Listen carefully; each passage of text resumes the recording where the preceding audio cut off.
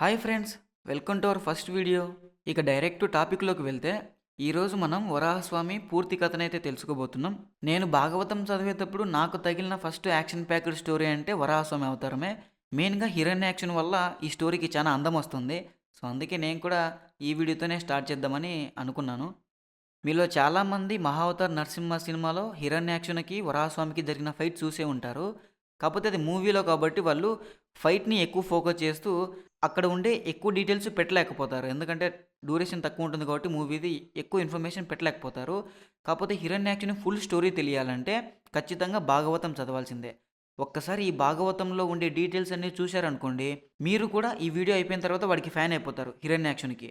ఎంత బాగుంటుందంటే ఆయన క్యారెక్టరు, హిరణ్యాక్షుని స్టైలు, ఆయన క్యారెక్టర్, ఆయన కథే వేరసలు. ఎక్కడికెక్కడికో వెళ్తాడు, ఫుల్లు బోర్ కొడతది, ఫైట్ చేయడానికి ఎవరు ఉండరు. అటు తిప్పి, ఇటు తిప్పి మొత్తానికి స్వామికి ఎదురుంగా నిలబడతాడు. స్వామినే ఫైట్ చేయమని అడుగుతాడు. స్వామిని కూడా వెంబడిస్తాడు. వదిలేండి, ఇంక వాడి గురించి ఏం చెప్తాం. ఇంగ మనం డైరెక్ట్ స్టోరీలో చూద్దాం. స్టోరీలోకి వెళ్ళే ముందు మన వీడియో ప్యాటర్న్ ఎలా ఉంటుందో ఒకసారి చూద్దాం. ఫస్ట్ వచ్చేసి బ్రహ్మదేవుడి పుట్టుక. ఆయన స్టోరీ చెప్పుకుంటేనే వరాహస్వామి ఎందుకొచ్చాడు, ఎటువంటి సిచ్యువేషన్‌లో వచ్చాడు అనేది మనకి బాగా ఎక్కుద్దనమాట. సో, అంటే హీరో ఎంట్రీ కన్నా బిల్డప్ అనమాట. సో, అది చానా బాగుంటుంది. జస్ట్ నార్మల్ స్టోరీ గాకుండా దాంట్లో చాలా ఇన్ఫర్మేషన్ ఉంది గాబట్టే నేను పెట్టాననమాట. సెకండ్ వచ్చేసి వరాహస్వామి రావడం. ఇది యాక్చువల్ స్టోరీ స్టార్ట్ అనుకోండి. ఇక మూడవదొచ్చేసి హిరణ్యాక్షుని బ్యాక్ స్టోరీ.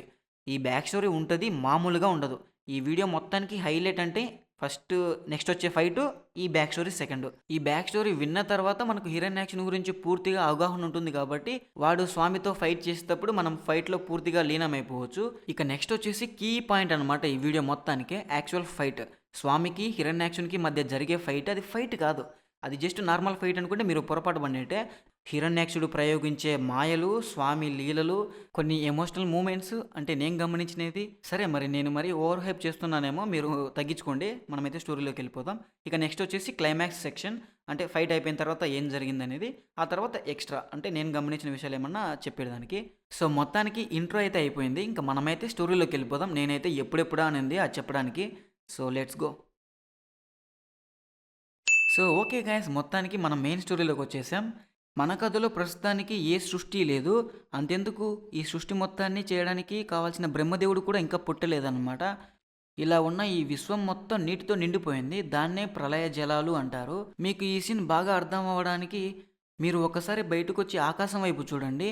అలా చూస్తున్నప్పుడు మీ చుట్టూ మొత్తం నీళ్లున్నాయి. మీరు పైకి ఎంత దూరం చూస్తున్నారో అంతవరకు నీళ్లున్నాయని మీరు ఊహించుకోండి. సో ఇలాంటి సిచ్యువేషన్లో స్వామి శ్రీ మహావిష్ణువు కూడా ప్రళయ జలాల మధ్యలో కింద ఉన్నాడనమాట. స్వామి ఎలా ఉన్నారంటే ఆదిశేషుని పైన పడుకొని ఉన్నాడు. అది కూడా కళ్ళు మూసుకొని యోగ నిద్రలో ఉన్నారు స్వామి. ఇలాగా కొన్ని వేల సంవత్సరాల పాటు తన కడుపులో ఉండే జీవులకి సృష్టి మొత్తానికి రెస్ట్ ఇచ్చిన తర్వాత తన యొక్క శక్తి అయిన కాలం వల్ల ఒకానొక సమయంలో సృష్టి చేయాలని సంకల్పించాడు. ఇక ఆయన సంకల్ప ప్రభావం వల్ల ఆయన యొక్క నాభి నుండి సూర్యుని కాంతితో వెలిగిపోతున్నటువంటి ఒక తామర మొగ్గ అనేది పైకి వచ్చింది. ఆయన యొక్క నాభి నుంచి నీటి మొత్తాన్ని ఛేదించుకుంటూ నీటి పైభాగానికి వచ్చి నిలబడిందనమాట ఆ తామర మొగ్గ. ఆ తర్వాత అది వికసించింది పైకొచ్చిన తర్వాత.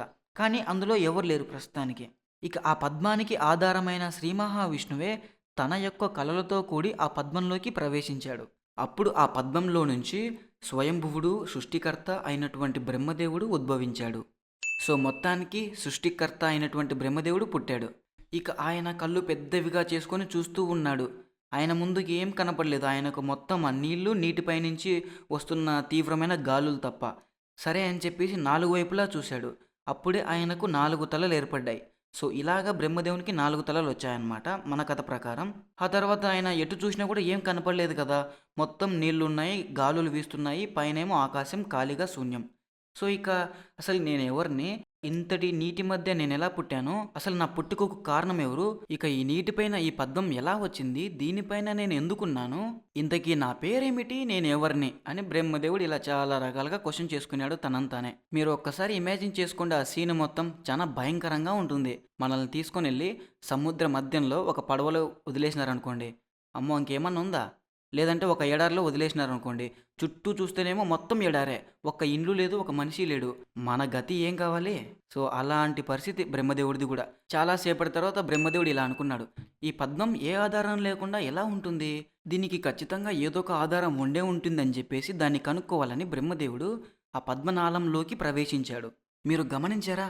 ఈ సృష్టి మొత్తాన్ని అంటే మీరు చూసే యూట్యూబ్, మీ ఫోన్, మీ ఫ్యామిలీ, మీ జాబ్, మీ వైఫ్, మీరు చూసే మూవీస్, మీరు చూసే యానిమీస్, సాంగ్స్, వాటెవర్ ఫుడ్ ఏది ప్రతిదీ ఇవే కాకుండా మన ఈ లైఫ్ మొత్తాన్ని ఎంజాయ్ చేయడానికి కావాల్సిన సూర్యుడు, చంద్రుడు, నవగ్రహాలు ఇలాగా సృష్టి మొత్తాన్ని క్రియేట్ చేసిన వాడు బ్రహ్మదేవుడు.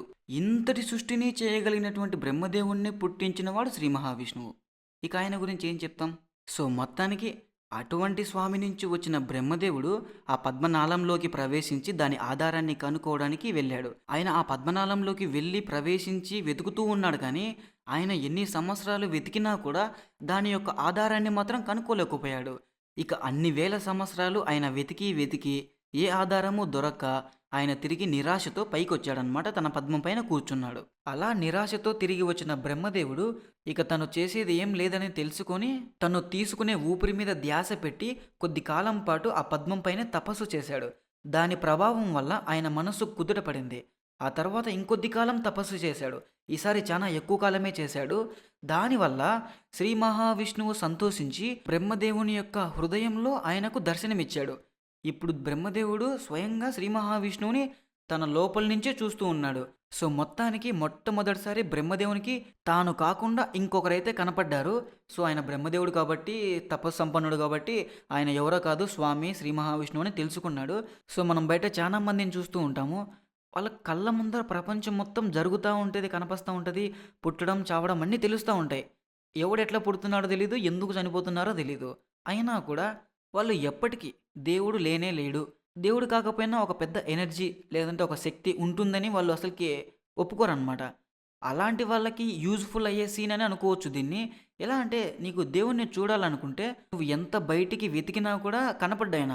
ఆయన ఎప్పుడు కనిపిస్తాడంటే నీ గురించి నువ్వు ఆలోచించినప్పుడు కనిపిస్తాడు దేవుడు. సరే, ఇక మన స్టోరీలోకి వెళ్తే బ్రహ్మదేవునికి విష్ణువు తన లోపలనే ప్రత్యక్షమై దర్శనమిచ్చాడు. ఆ ఒక్క దర్శనంతోనే బ్రహ్మదేవునికి మొత్తం అర్థమైపోయింది. ఎందుకంటే ఆయన యొక్క పద్మం ఎవరితో అయితే కనెక్ట్ అయి ఉందో ఆ విష్ణువు ఆదిశేషుని పైన పడుకొని ఉండటాన్ని చూశాడు బ్రహ్మదేవుడు. దీన్ని చూసిన వెంటనే బ్రహ్మదేవునికి మొత్తం అర్థమైపోయింది. ఇక బ్రహ్మదేవుడు ఆ సంతోషంలో శ్రీ మహావిష్ణువుని రకరకాలుగా స్తుతించాడు. ఇక్కడ బ్రహ్మదేవుడు చెప్పిన మాటల్లో కొన్ని విషయాలైతే చెప్తాను. ఒక 2 లైన్స్ చెప్తాను, ఓకేనా? ఫస్ట్‌ది వచ్చేసి బ్రహ్మదేవుడు ఇలా అంటున్నాడు. ఎవరైతే కోరికలు లేకుండా ధర్మ మార్గంలో నిన్ను నిత్యం సేవిస్తూ ఉంటారో వారి యొక్క చెవుల గుండా నీవు వారిలో ప్రవేశించి వారి యొక్క హృదయాల్లో ఉంటావు అని బ్రహ్మదేవుడు అంటున్నాడు. ఇక సెకండ్‌ది వచ్చేసి ఇది చాలా ఇంట్రెస్టింగ్‌గా ఉన్నది చూడండి. స్వామి, బాగా పరిశీలించి చూస్తే కోరికలు లేకుండా నిన్ను ఆరాధించే భక్తులను నీవు అనుగ్రహించినట్లు కోరికలే హృదయం గాగల దేవతల్ని కూడా నువ్వు అంతగా అనుగ్రహించవు అని అంటున్నాడు. సో, లిటరల్‌గా విష్ణువుని ఏదైనా నువ్వు అడగాలనుకుంటే ఏం అడగొద్దు. అదే అన్నిటికన్నా బెస్ట్. ఎందుకంటే విష్ణువు అందరిలో ఉంటాడు, అంతటా ఉంటాడు. ఆయనకన్నీ తెలుసు నీకేం కావాలనేది. మీరు కాదు కూడదు ఇప్పుడే కావాలని అడిగారనుకోండి ఇచ్చేస్తాడు. కానీ ఏం లాభం? మీరు దాన్ని సరిగ్గా వాడకపోవచ్చు. అదే అడగలేదనుకోండి, మీకు ఎప్పుడు నిజంగా దాని అవసరం ఉంటుందో మీకు తెలియని టైమ్స్ ఉంటాయి కదా, అలాంటప్పుడు తీసుకొచ్చి ఇస్తాడు. అలాగే అది ఎలా ఇస్తే మీరు దాని వాల్యూ తెలుసుకుంటారో, సరిగ్గా వాడుకుంటారో అలా ఇస్తాడు. అది విష్ణువు యొక్క స్పెషాలిటీ. ఇక మనం కథలోకి వెళ్తే బ్రహ్మదేవుడు స్తుతించాడు కదా విష్ణువుని. దానికి శ్రీ మహావిష్ణువు చాలా సంతోషించి ఆయనకు అభయం ఇచ్చి బ్రహ్మదేవునితో ఇలా అంటాడు. ప్రియమైన బ్రహ్మదేవ, నీవు ఎటువంటి ఆలస్యమూ చేయవలదు. నీవు త్వరగా సృష్టి రచనను ప్రారంభించుము. నీకు కావాల్సిన సృష్టి రచనా జ్ఞానాన్ని నీకు ఇదివరకే ఇచ్చి ఉంటిని. నీవు మరొకసారి తపస్సునకి పూనుకొని ఆ జ్ఞానాన్ని తెలుసుకొనుము అని విష్ణువు చెప్పి, అంటే చాలా మాట్లాడతారు వాళ్ళు, నేను సింపుల్గా చెప్పాను ఇక్కడ. సో, అలాగా స్వామి చెప్పిన తర్వాత ఆయన అంతర్ధానం అయిపోతాడు. ఆ తర్వాత బ్రహ్మదేవుడు విష్ణువు చెప్పినట్లుగానే తపస్సు చేసి జ్ఞానాన్ని అయితే పొందుతాడు. ఆ తపస్సు చేసిన ప్రభావం చేత ఆయన యొక్క కూర్చున్న పద్మం విశ్వమంతా వ్యాపిస్తుంది అనమాట. అంటే 14 లోకాలంత ఎత్తుకి పెరిగిపోతుంది. సో, మొత్తానికి మనమైతే కథలో కొంచెం ముందుకైతే వచ్చేసాం. ఎందుకంటే ఇంకా బ్రహ్మదేవునికి నాలెడ్జ్ అంతా ఉంది. ఆయన ఇప్పుడు సృష్టి చేయడం స్టార్ట్ చేస్తున్నాడు. ఈ నుంచి ఇంకా మనం తొందరగా వెళ్ళిపోతాం. సో, మొత్తానికి బ్రహ్మదేవుడి నుంచి ఫస్ట్ సృష్టి ఎలా వచ్చిందంటే, ఫస్ట్ లోకాలైతే వచ్చాయి. ఇంకా జీవులు, ప్రాణులు ఏవి రాలేదు. గ్రౌండ్ ఉంటే కదా ప్లేయర్స్ ఉండేది. సో, మొత్తానికైనా గ్రౌండ్ అయితే ప్రిపేర్ చేసి పెట్టాడు. ఇప్పుడు ప్రజల్ని సృష్టించాలి. జీవుల్ని బయటికి తీసుకురావాలి.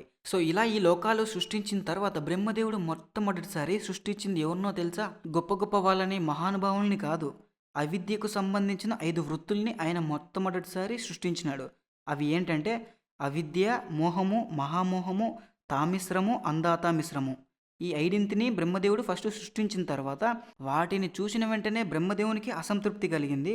దాన్ని పోగొట్టుకోవడానికి మళ్ళా మనసులో దేవుణ్ణి స్మరించి మనసుని చక్కబెట్టుకొని ఆ తర్వాత బ్రహ్మదేవుడు సనక, సనంద, సనాతన, సనత్ కుమారులను సృష్టించినాడు.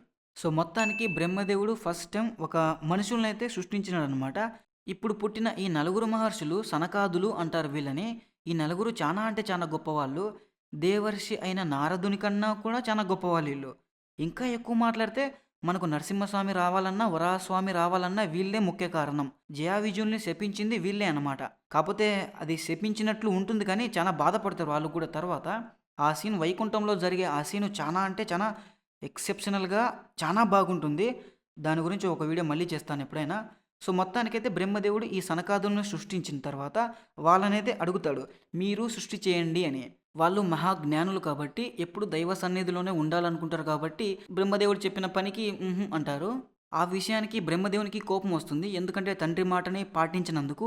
కాకపోతే బ్రహ్మదేవుడు చాలా గొప్పోడు కాబట్టి, జ్ఞానం కలగవాడు కాబట్టి ఆయన కోపాన్ని కంట్రోల్ చేసుకుంటాడు. అయినా కూడా ఆయన నుదుటి నుంచి ఒక చిన్న పిల్లవాడు ఏడ్చుకుంటూ బయటకొస్తాడనమాట. ఆయన ఇంక ఎవరో కాదు సాక్షాత్తు మహాదేవుడు శివుడనమాట. శివుడే రుద్రుడి రూపంలో వచ్చాడు. బ్రహ్మదేవుడు ఆయనను చూసి రుద్రుడని పేరు పెట్టేసి ఆయనకు కొంతమంది భార్యలనిచ్చి నువ్వు వీటిల్లో ఉండు అని చెప్పేసి ఆయనను సృష్టి చేయమంటాడు. ఇక రుద్రుడిలా ఉండే శివుడు ఏం చేస్తాడు? సేమ్ అటువంటి వాళ్ళనే చాలా మందిని క్రియేట్ చేస్తాడు. వాళ్ళంతా ఇదివరకు బ్రహ్మదేవుడు సృష్టించిన ఈ 14 లోకాలని తీవ్రంగా చూస్తూ వాటిని హరిస్తూ ఉంటారు. అది చూసిన బ్రహ్మదేవుడు ఇంకా హడలెత్తిపోయి రుద్రునితో ఇలా అంటాడు. నీవు ఇంతవరకు సృష్టించింది చాలు స్వామి, ఇక నువ్వు ఆపేయి. నీవు వెళ్ళి అందరికీ ఆనందాన్ని కలిగించేటువంటి తపస్సును చేయమని చెప్తాడు. ఆ మాటలు విన్న రుద్రుడు కూడా బ్రహ్మదేవునికి నమస్కరించి ఆయన చుట్టూ ప్రదక్షిణ చేసి ఇక తపస్సు చేసుకోవడం కోసమని వనాలకు వెళ్ళిపోతాడు. సో, ఇక బ్రహ్మదేవుడు ఆ తర్వాత మళ్ళీ సృష్టిని చేయాలని చెప్పి సంకల్పించాడు. దానివల్ల ఆయన శరీర భాగాల నుంచి మొత్తం 10 మంది కుమారులైతే వచ్చారన్నమాట. వాళ్ళ పేర్లు మరీచి, అత్రి, అంగీరసుడు, పులస్తుడు, పులహుడు, క్రతువు, భృగువు, వశిష్ఠుడు, దక్షుడు, నారదుడు. ఈ సృష్టి మొత్తంలో వచ్చిన జీవులందరూ ఈ 10 మంది నుంచి వచ్చిన వాళ్ళే. వీళ్ళని సృష్టించిన తర్వాత బ్రహ్మదేవుడు చాలా వాటిని సృష్టించాడు. ఆయన శరీరం నుంచి వేదాలు, శాస్త్రాలు, విద్యలు. ఆయనకు ఇంకో పేరు ఏంటంటే శబ్ద బ్రహ్మ. అంటే మనం చదువుకునే అచ్చులు, హల్లులు వాటి వల్లే కదా మనం మొత్తం చదువుకుండేది. సో, ఇవి కూడా ఆయన శరీరం నుంచే వచ్చాయి. ఇంకా ఇవే కాకుండా సృష్టిలో ఉండే మొత్తాన్ని బ్రహ్మదేవుడే స్వయంగా తన శరీరం నుంచి బయటికి తీసుకొచ్చాడనమాట. సో, ఇవన్నీ శ్రీ మహావిష్ణువు గర్భోదక సముద్రంలో పాత సృష్టి మొత్తాన్ని తన కడుపులో పెట్టుకున్నాడు. వీటిని బ్రహ్మదేవుడు తన శక్తితో బయటికి తీసుకొస్తున్నాడనమాట. అది బ్రహ్మదేవుడు చేసే పని. ఇక బ్రహ్మదేవుడు సృష్టికి కావాల్సిన విషయాలన్నింటినీ సృష్టించాడు. ఆ తర్వాత తన 10 మంది కుమారులకేసి చూశాడు. కానీ వాళ్ళ సైడ్ నుంచి ఏ ఒక్కరూ కొత్తగా పుట్టలేదన్నమాట. ఆయనకింకా అర్థం కాలేదు. ఏంటి నేను ఇంత కష్టపడి చేస్తున్నాను కానీ ప్రజల యొక్క వృద్ధి మాత్రం అవ్వట్లేదే, అంటే కొత్త వాళ్ళు ఎవరు రావట్లేదే నేను చేసిన వాళ్ళు కాకుండా అని ఆయన తనలో తానే అనుకుంటాడు. అంతే కదా మరి, ఎంతసేపు ఆయన సృష్టించిన వాళ్ళు తప్ప ఆయన సృష్టించిన వాళ్ళ దగ్గర నుంచి ఇంకొకరెవరు రావట్లేదు. సనకాది మహర్షులేమో చేయలేదు, రుద్రుడేమో రుద్రగణాలని సృష్టించాడు కానీ జీవుల్ని సృష్టించలేదు. లాస్ట్‌లో వచ్చిన ఈ 10 మంది కూడా ఎవరిని సృష్టించలేకపోయారు. ఇప్పుడు బ్రహ్మదేవునికి ఇంక చాలా పెద్ద ప్రాబ్లమ్ వచ్చింది. ఇంక ఆయన తనలో తాను చాలా ఆలోచించుకొని, నేనింత కష్టపడి సృష్టి మొత్తాన్ని చేస్తున్నాను కానీ జీవులు మాత్రం వృద్ధి పొందటం లేదు. నేనింత కష్టపడి ఇంత చేసినా కూడా ఈ పని అవ్వట్లేదంటే ఖచ్చితంగా దీనికి దైవమే కారణమై ఉంటుందనుకోని ఇంక దేవుణ్ణే స్మరించాలని చెప్పేసి అనుకుంటాడు. ఏ క్షణంలో అనుకుంటాడో ఆయన, అప్పుడే ఆయన శరీరం 2 భాగాలుగా విడిపోతుంది. అందులో ఒక భాగం నుంచి ఒక పురుషుడు బ్రహ్మదేవునికి కుమారుడు అయినటువంటి ఫస్ట్ మనువు స్వయంభువ మనువు వస్తాడు. ఇంకో భాగం నుంచి స్వయంభువ మనువు యొక్క భార్య శతరూప వస్తుంది. సో, మొత్తానికి మన స్టోరీ వరాహస్వామి దగ్గరికి చాలా దగ్గరికి వచ్చింది. వీళ్ళిద్దరు రావడమే వరాహస్వామి రావడానికి ఇంకా మెయిన్ పాయింట్ అనమాట. వీళ్ళిద్దరే బ్రహ్మదేవుని సృష్టిలో నుంచి వచ్చిన ఫస్ట్ వైఫ్ అండ్ హస్బెండ్. ఇంతవరకు ఎవరూ రాలేదు. అంతా మహర్షులు, రుద్రులు వీళ్ళొచ్చారు గానీ, వీళ్ళిద్దరే ఫస్ట్ వైఫ్ అండ్ హస్బెండ్. ఈ స్వయంభూ మనువు, శతరూప వాళ్ళిద్దరి వల్ల వచ్చిన సంతానం, వీళ్ళ కూతుర్లని బ్రహ్మదేవుడి యొక్క 10 మంది పుత్రులకి ఇవ్వడం వల్లనే ఈ సృష్టి మొత్తం వృద్ధి చెందిందనమాట. అంటే మనుషులు కానీ, జంతువులు కానీ, ఏవైనా కానీ. మీలో చాలా మందికి ధ్రువుని గురించి తెలిసే ఉంటుంది. ధ్రువుడు ఎవరో కాదు, స్వయంగా స్వయంభువ మనువుకి మనవడు. స్వయంభువ మనువుకి 2 కొడుకులు, ప్రియవ్రతుడు, ఉత్తానపాదుడు. ఉత్తానపాదునికి 2 భార్యలు, అందులో పెద్దామె కొడుకే ధ్రువుడు అనమాట. ధ్రువుని స్టోరీ చాలా సూపర్గా ఉంటుంది, మామూలుగా ఉండదు. అది కూడా ఒక ఫుల్ లెంత్ తీస్తాను, ఖచ్చితంగా ఒక వీడియో చేస్తాను. చాలామందికి ధ్రువుని కథ అంటే జస్ట్ చిన్నప్పుడు ధ్రువుడు వెళ్తాడు, తపస్సు చేసుకుంటాడు, శ్రీ మహావిష్ణువు కనపస్తాడు, అంతే, ఇంకా అంతవరకే గుర్తుంటుంది. కానీ ఆ తర్వాత ఒక మెయిన్ పాయింట్ ఉంటుంది ఆయన స్టోరీలో. ఏంటంటే తన తమ్ముడు చనిపోతాడు, దానివల్ల ఆయన ఒక యుద్ధానికి వెళ్తాడు. అసలు ఆ యుద్ధం సీన్ అయితే అసలుకి చాలా సూపర్గా ఉంటుంది. ధ్రువుడు చేసే యుద్ధానికి దెబ్బకు వాళ్ళ తాత అంటే స్వయంభువ మనువు ఇప్పుడు పుట్టిన ఆయన వచ్చి ధ్రువుడిని ఆపుతాడనమాట.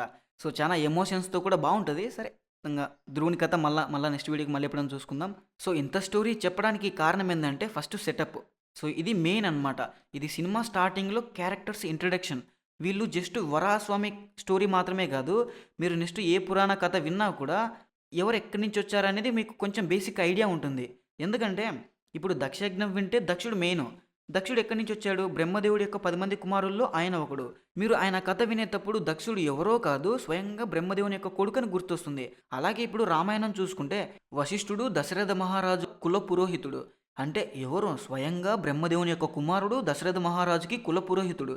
సో ఈ విధంగా అందరికీ తెలుస్తుందని, అలాగే ఈ వీడియో కూడా చాలా ఇంపార్టెంట్ కాబట్టి ఇంత లెంత్ అయినా కూడా ఇదంతా పెట్టానన్నమాట. సో మనం మళ్ళీ స్టోరీలోకి వెళ్తే ఇప్పుడు ఎక్కడున్నాం మనం? బ్రహ్మదేవుడి విడిపోయిన 2 శరీర భాగాల నుంచి స్వయంభువ మనువు, ఆయన భార్య అయిన శతరూప వచ్చారని చెప్పుకున్నాము. వాళ్ళు వచ్చిన వెంటనే స్వయంభువ మనువు చాలా వినయంగా నమస్కరించి బ్రహ్మదేవునితో ఇలా అంటాడు: తండ్రి బ్రహ్మదేవ, నీవే ఈ విశ్వంలోని సర్వ ప్రాణులని పుట్టించి పోషించి లయం చేసేవాడివి. అయినప్పటికీ నీ సంతానమైన మేము నీ పనికి ఎలా సేవ చేయాలో మమ్మల్ని ఆజ్ఞాపించండి అని వినయపూర్వకంగా స్వయంభూ మనువు బ్రహ్మదేవుని అడుగుతాడు. మీరు ఇంకా ఇమాజిన్ చేసుకోవచ్చు, బ్రహ్మదేవుడు గాల్లో తేలుతూ ఉంటాడు. ఎందుకంటే మొత్తానికి మొదటిసారి ఆయన సృష్టించిన వాళ్ళలో ఆయన పనికి సాయం చేసేవాళ్ళు వీళ్ళు. అందులోనూ స్వయంభూ మనువు చాలా వినయంగా మంచోడు, గొప్పోడు కాబట్టి అసలుకి ఇంకా సేమ్ ఇంకా రాముడిలాగా అనుకోండి, తండ్రికి అన్నట్లు ప్రవర్తించాడు బ్రహ్మదేవుని ముందు. సో అందుకు బ్రహ్మదేవునికి చాలా హ్యాపీ. ఇంకా ఎంత హ్యాపీ అంటే ఇంక అంత హ్యాపీ అయిపోయిండు. బ్రహ్మదేవుడు అన్నాడు ఇలాగా: నాయన స్వయంభువ, మీ ఇద్దరికీ మంచే జరుగుతుంది. నీవు ఎంతో వినయంగా నన్ను ఆజ్ఞాపించండి అని అడిగావు. కొడుకులన్నవారు తండ్రి వద్ద ఇలాగే ఉండాలి, నీ మాటలతో నన్ను ఆనందపరిచావని చెప్పి బ్రహ్మదేవుడు ఇక స్వయంభువ మనువుకి ఆయన చేయాల్సిన పని గురించి చెప్తున్నాడు. ఇక వరాహస్వామి ఎక్కడే లేడు, చాలా దగ్గరకు వచ్చేసాడనమాట. స్వయంభువుని మాటలు విని బ్రహ్మదేవుడు సంతోషంతో ఆయనకిప్పుడు ఆజ్ఞ ఇస్తున్నాడు: నీవు నీ ధర్మపత్ని అయిన శతరూప యందు మంచి సంతానాన్ని పొందుము. అలాగే నీ రాజ్యాన్ని ధర్మబద్ధంగా పాలించు. ఆ తరువాత నీ ప్రజల్ని రక్షించడమే నీ యొక్క ముఖ్యమైన పని. అదే నువ్వు నాకు చేయగలిగిన సేవ. దానివల్ల శ్రీహరి సంతోషిస్తాడు అని బ్రహ్మదేవుడు స్వయంభువుకి ఇలా చెప్తూ ఉండగా స్వయంభువు బ్రహ్మదేవునితో ఇలా అంటాడు. ఇప్పుడు మన అసలు కథ స్టార్ట్ అనమాట. వరాహస్వామి వచ్చేసినాడు. ఇంకా బ్రహ్మదేవుడు చెప్పిన మాటలన్నీ విని స్వయంభువ మనువు బ్రహ్మదేవునితో ఇలా అంటున్నాడు: తండ్రి పాపనాశన, పూజ్యుడువైన నీ యొక్క ఆజ్ఞను తప్పకుండా పాటిస్తాను. కానీ నేను నా ప్రజలు నివసించడానికి ఒక ప్రదేశాన్ని సూచించండి. దేవా, సమస్త ప్రాణులకు నివాసమైనది భూమండలము. అది ఏమో ఇప్పుడు ప్రస్తుతం ప్రళయ జలాలలో మునిగి ఉన్నది. మీరు ఆ ధరణిని ఉద్ధరించి మమ్మల్ని అనుగ్రహించండి అని స్వయంభువ మనువు బ్రహ్మతో చెప్తాడు. సో మొత్తానికి బ్రహ్మదేవునికి పెద్ద ప్రాబ్లం వచ్చి పడింది.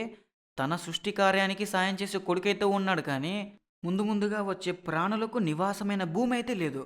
సో ఇక బ్రహ్మదేవుడు ఈ భూమిని ఎలా ఉద్ధరించాలని చెప్పేసి చాలా కాలం తీవ్రంగా ఆలోచిస్తాడు. ఆయనతో పాటు ఆయన కొడుకులు కూడా బాగా ఆలోచిస్తారు, కానీ వాళ్ళకెవరికి ఒక ఐడియా కూడా రాలేదు ఇంత పెద్ద భూమిని ఎలా బయటికి తీసుకురావాలా అని. ఇంకా మొత్తానికి బ్రహ్మదేవుడు ఒక నిర్ణయానికి వచ్చాడు. మీరు ఆల్రెడీ గెస్ చేయొచ్చు ఇంకా ఆయన ఏం చేస్తాడో అనేది. ఆయన ఇప్పుడు ఇలా అనుకున్నాడు: నేనే ఆ శ్రీహరి కటాక్షంతో ఆయన సంకల్పంతో పుట్టినవాడను. ఇక ఈ భూదేవిని ఉద్ధరించే బాధ్యత కూడా సర్వశక్తిమంతుడైన శ్రీహరి మాత్రమే చేయగలడు అని అనుకుంటూ ఉండగానే ఇంకా వచ్చేసింది. డ్రమ్స్ కొట్టండి. ఓకే, బ్రహ్మదేవుడి ముక్కులో నుంచి బ్రోటోనవేల్ సైజులో చిన్న వరాహ శిశువు బయటకు వచ్చింది. ఆగండి, మీరు ఇప్పుడు కథలోకి వెళ్ళే ముందు ఒకటి చాలా ఇంపార్టెంట్ విషయం చెప్తా. ఏంటంటే మీరు జస్ట్ వినడం కాదు, ఇమాజినేషన్ చేయండి. నేను మీకు నా మైండ్‌లో ఏ విజువల్‌ని చూస్తున్నానో అది చెప్పడానికి ట్రై చేస్తాను. మీరు కూడా విజువల్‌గా దాన్ని చూడ్డానికి ట్రై చేయండి. నేను ఊహించింది ఎంతవరకు అక్యురేటో నాకు తెలీదు గానీ, మన స్టోరీని ఫీల్ అవ్వడానికి మాత్రం పనికొస్తుందని అయితే నమ్మకం ఉంది. సో, నాకు తోచినంత వరకు మీకు చెప్పడానికి ట్రై చేస్తాను. ఓకే. ఇప్పుడు స్వామి వచ్చే సమయానికి అక్కడ ఉండే సీన్‌ని విజువలైజ్ చేయడానికి ట్రై చేద్దాం. సో, ఫస్ట్ వచ్చేసి మొత్తం నీళ్లున్నాయి. ఓకేనా? మొత్తం నీటితో నిండిపోయింది. ఆ నీటి పైన ఒక పద్మం. ఆ పద్మం పైన బ్రహ్మదేవుడు. ఆయన చుట్టూ ఈ 10 మంది కొడుకులు స్వయంభూమనువు, శతరూప. సో, వీళ్ళందరూ కూడా బ్రహ్మదేవునితో చుట్టూ ఆ పద్మం పైన నిలబడి ఉన్నారనుకోండి. ఇప్పుడు భూమి గురించి ఆలోచిస్తున్నారు. వాళ్ళకు ఏం తోచట్లేదు. వాళ్ళందరూ అలా అయోమయంలో పడి ఉండగా శ్రీ మహావిష్ణువు యజ్ఞవరాహమై బ్రహ్మగారి ముక్కులో నుంచి బయటకొచ్చాడు. 'మహావతార్' సినిమా ఉంది కాబట్టి మీరు ఇమాజిన్ చేసుకోవడానికి మరీ ఏం కష్టం కాదని నేను అనుకుంటున్నాను. ఇక బ్రహ్మగారి నుండి వెలువడిన ఆ ఆదివరాహము వాళ్ళు చూస్తుండగానే వారి పైన ఆకాశంలో నిలిచింది. అంటే ఇమాజిన్ చేసుకోండి, బ్రహ్మదేవునితో సహా అక్కడున్న వాళ్ళందరూ వాళ్ళ తల పైకెత్తి ఆకాశంలో నిలబడి ఉన్న ఆదివరాహ స్వామిని చూస్తూ ఉన్నారు. బ్రహ్మదేవుడి నుంచి బొటనవేలు సైజులో బయటికి వచ్చి అలా ఆకాశం వైపు పెరిగెడతా ఉంది. అది వీళ్ళు చూస్తూ ఉన్నారు. ఇప్పుడేం జరిగింది? వాళ్ళు చూస్తుండగానే ఒక్క క్షణంలోనే అది అక్కడ నిలబడి బొటనవేలు సైజు నుంచి ఏనుగంత పెద్దదయిపోయింది. అంటే మ్యాజికల్‌గా ఒకే ఒక్క సెకండ్‌లో ఇంత చిన్న సైజు నుంచి అంత పెద్ద సైజ్ అయిపోయింది. ఆ మహా అద్భుత దృశ్యాన్ని చూస్తున్న మహర్షులందరికీ మైండ్ పోయిందనమాట. వాళ్ళింకా ఏదేదో ఆలోచించుకుంటున్నారు. అసలుకి ఏంట్రా ఇది? ఏం జరుగుతుంది అని. బ్రహ్మదేవుడేమో ఇలా అనుకుంటున్నాడు. ఓహో! ఇది ఇంత చిన్నగా ఉండి అప్పుడే అంత పెద్దగా అయింది. అది కూడా నా ముక్కు రంధ్రంలో నుంచి వచ్చింది. ఇది ఖచ్చితముగా యజ్ఞపురుషుడైన శ్రీహరియే స్వయంగా వచ్చి మన మనస్సులకు ఆనందాన్ని కలిగిస్తున్నాడు అని వీళ్ళందరూ అనుకుంటుండగానే ఆ ఆదివరాహ స్వామి ఒక్కసారిగా ఏనుగంత సైజు నుంచి ఒక మహాపర్వతం సైజుకు పెరిగి అంతటి శరీరంతో ఒక్కసారిగా గట్టిగా గర్జన చేశాడు. అంతటి పెద్ద శరీరంతో ఆయన చేసిన గర్జనకు ముల్లోకాలు ప్రతిధ్వనించినాయంట. అలాగే బ్రహ్మగారు మిగతా వాళ్ళందరూ అక్కడున్నారు కదా! ఆ దృశ్యాన్ని చూసినంటేనే వాళ్ళందరికీ మనసులో ఆనందం కలిగింది. వాళ్ళకి చాలా సంతోషం కలిగింది. ఇక ముల్లోకాల్లో ఉన్న కొంతమంది ఋషులు అక్కడ ఉండే వాళ్ళందరూ స్వామిని కీర్తించడం మొదలుపెట్టారు. ఆ స్తుతులకు స్వామి కూడా చాలా సంతోషించి తన యొక్క మెడను మీరు ఇమాజిన్ చేసుకోండి. ఇప్పుడు మనం మాట్లాడుకుంటుండేది మన ఇమాజినేషన్‌లో ఉండాల్సింది చిన్న వరాహం కాదు. సినిమాలో చూపించిన మానవ సైజు ఉండే వరాహం కాదు. ఆయన ఇప్పుడు మహాపర్వతం అంత సైజులో ఉన్నాడు. మనం పర్వతాలంటే భూమి మీద ఉండే మౌంటైన్స్ సైడ్ చూస్తాం. కానీ అది కాదు. ఇట్లాంటి మౌంటైన్స్ అన్నీ ఉండే భూమిని కాపాడడానికి వచ్చిన వరాహస్వామి ఆయన. అంటే ఇంక ఆయన ఎంత పెద్దగుండాలో చూడండి. సో, భూమి అనే ప్లానెట్ యాజ్ ఇట్ ఈస్‌గా ఉన్నప్పుడు దీన్ని ఎత్తాలంటే దీనికన్నా ఎక్కువ సైజులో ఉండాలి కదా! సో, అలా ఉన్నాడు వరాహస్వామి. సో, భూమి కన్నా ఎక్కువ సైజులో ఉండే ఒక ప్రాణి ఉంటుందంటేనే మన మైండ్‌లోకి రాదు. కానీ ఇమాజిన్ చేసుకోవాలి ఎలాగోలాగా. సో, అలాంటి వరాహస్వామి అంత పెద్ద సైజులో ఉండే వరాహస్వామి తన మెడను అలా ఇలా తిప్పాడంట. ఆయన మెడ తిప్పడం వల్ల ఆకాశంలో ఉండే మేఘాలుంటాయే అవన్నీ చెల్లాచెదురైపోయినాయంట. కేవలం ఆయన తల ఊపడం వల్ల మేఘమండలం మొత్తం చెల్లాచెదురు అయ్యిందంటే ఆయన ఎంత పెద్దగా ఉన్నాడో ఊహించుకోండి ఇంకా. సో, అటువంటి వరాహస్వామి గురించి మనం చేసుకునే వీడియో ఈరోజు. అంతేగాని నార్మల్ వరాహస్వామి గురించి కాదు ఈ వీడియో. అందుకే ఈ వీడియోసు గంట సేపు లేట్ అయినా ఏం పర్లేదు. యాజ్ ఇట్ ఈస్‌గా డీటెయిల్‌గా ఉన్నదున్నట్టుగా మాట్లాడుకోవాలని చెప్పేసి ఇంత డీప్‌గా ఎళ్తున్నాను. మీకు నచ్చితే ఐ యామ్ హ్యాపీ. అంతకన్నా ఏమొద్దు. ఇక వరాహస్వామి నీటిలోకి దుంకడం, మళ్ళా పైకి రావడం, అక్కడ పొర్లడం, ఉరకడం, వాసన చూడడం, ఇలా సముద్రాన్ని మొత్తం అల్లకల్లోలం చేస్తున్నాడంట. ఈ విధంగా శ్రీ మహావిష్ణువు ఆ యజ్ఞవరాహ రూపంలో సముద్రంలో బాగా ఆడుకున్న తర్వాత ప్రళయకాలంలో నీట మునిగిన భూమిని ఉద్ధరించడానికి మొత్తానికి సముద్రంలోకి ప్రవేశించాడు. సో, గుర్తుంది కదా మనం మాట్లాడుకుంటుండేది చిన్న వరాహస్వామి గురించి కాదు, పర్వతమంత ఎత్తుండే వరాహస్వామి గురించి. ఇప్పుడు ఆయన సముద్రంలోకి దుంకాడు. ఒకసారి చూడండి ఆ సీన్‌ని. ఒక పెద్ద బ్లూ వేల్ ఉంటుంది. అది సముద్రంలోకి పైకెగిరి కింద పడితేనే చూడ్డానికి ఎంత బాగుంటుంది. వామ్మో అనిపిస్తుందే. అటువంటిది భూమెంత సైజులో ఉండే ఒక స్వామి ఇంతటి ప్రళయ మహాసముద్రంలో పడితే ఎట్టుంటది? ఆయన నీటిలోకి ప్రవేశించడం లేదు. భూదేవిని అడుగున దాచుకున్నందుకు ఆ మహాసముద్రం మీదికి యుద్ధానికి దిగుతున్నాడా అన్నట్లు ప్రవేశించాడు ఆ స్వామి. ఈ రకంగా సముద్రంలోకి దూకిన స్వామి చాలా వేగంగా సముద్రం లోపలికి వెళ్తున్నాడు. అప్పుడు సముద్రం పరిస్థితి ఎలా ఉందంటే స్వామి యొక్క వేగానికి తట్టుకోలేక సముద్ర మనసు అల్లకల్లోలమైపోయి అలలు అనే చేతులతో రెండు వైపుల నుంచి ఓ యజ్ఞవరాహ స్వామి నన్ను రక్షించు అని అడుగుతున్నట్లుంది. ఇక ఆ వరాహమూర్తి యొక్క వాడి అయిన వంకలు తిరిగిన కత్తుల వంటి గిట్టెలతో సముద్రాన్ని చీల్చుకుంటూ అపారమైన జలరాశి అడుగు భాగానికి వచ్చాడు.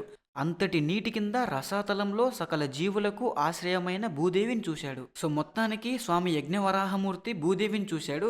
ఇక వెళ్ళి ఆమెను ఉద్ధరించడమే లేటు. మనమేం చేద్దామంటే ఇక్కడ బ్రేక్ తీసుకొని వరాహస్వామి మున్ముందు భూదేవిని కాపాడేటప్పుడు ఆది దైత్యుడైన హిరణ్యాక్షుడు వచ్చి ఫైట్ చేస్తాడు. సో మనం ఇప్పుడు ఆయన గురించి ఫుల్గా తెలుసుకున్న తర్వాత ఫైట్ చూస్తే మనకు బాగా అర్థమవుతుంది, బాగా లీనమైపోవచ్చు ఫైట్లోకి. అందుకు మనం ఈ కథ దగ్గరికి మళ్ళీ వద్దాం. ఇప్పుడు వరాహస్వామి భూదేవిని చూశాడు. ఇక ఆయన భూదేవిని కాపాడడమే లేటు. సో ఇది ఇలా ఉంచి మనం హిరణ్యాక్షుని బ్యాక్ స్టోరీ గురించి తెలుసుకుందాం. ఇక్కడ మెయిన్గా ఏంటంటే వాళ్ళ పూర్వజన్మ జయ విజయుల సీన్ అయితే పెట్టట్లేదు. ఎందుకంటే నాకు అది ఎంతో చాలా ఇష్టమైన సీన్, ఆ వైకుంఠంలో జరిగే సీన్. అక్కడ స్వామి శ్రీ మహావిష్ణువు జయా విజయులు చేసిన తప్పుకి సనకాదులు తొందరపడి శపించడానికి వీళ్ళిద్దరి మధ్యలో స్వామి ఎవరిని అనాలో తెలియక ఆయన కొన్ని మాటలు మాట్లాడతాడు, ఇద్దరికెళ్ళి సపోర్ట్ చేస్తాడు.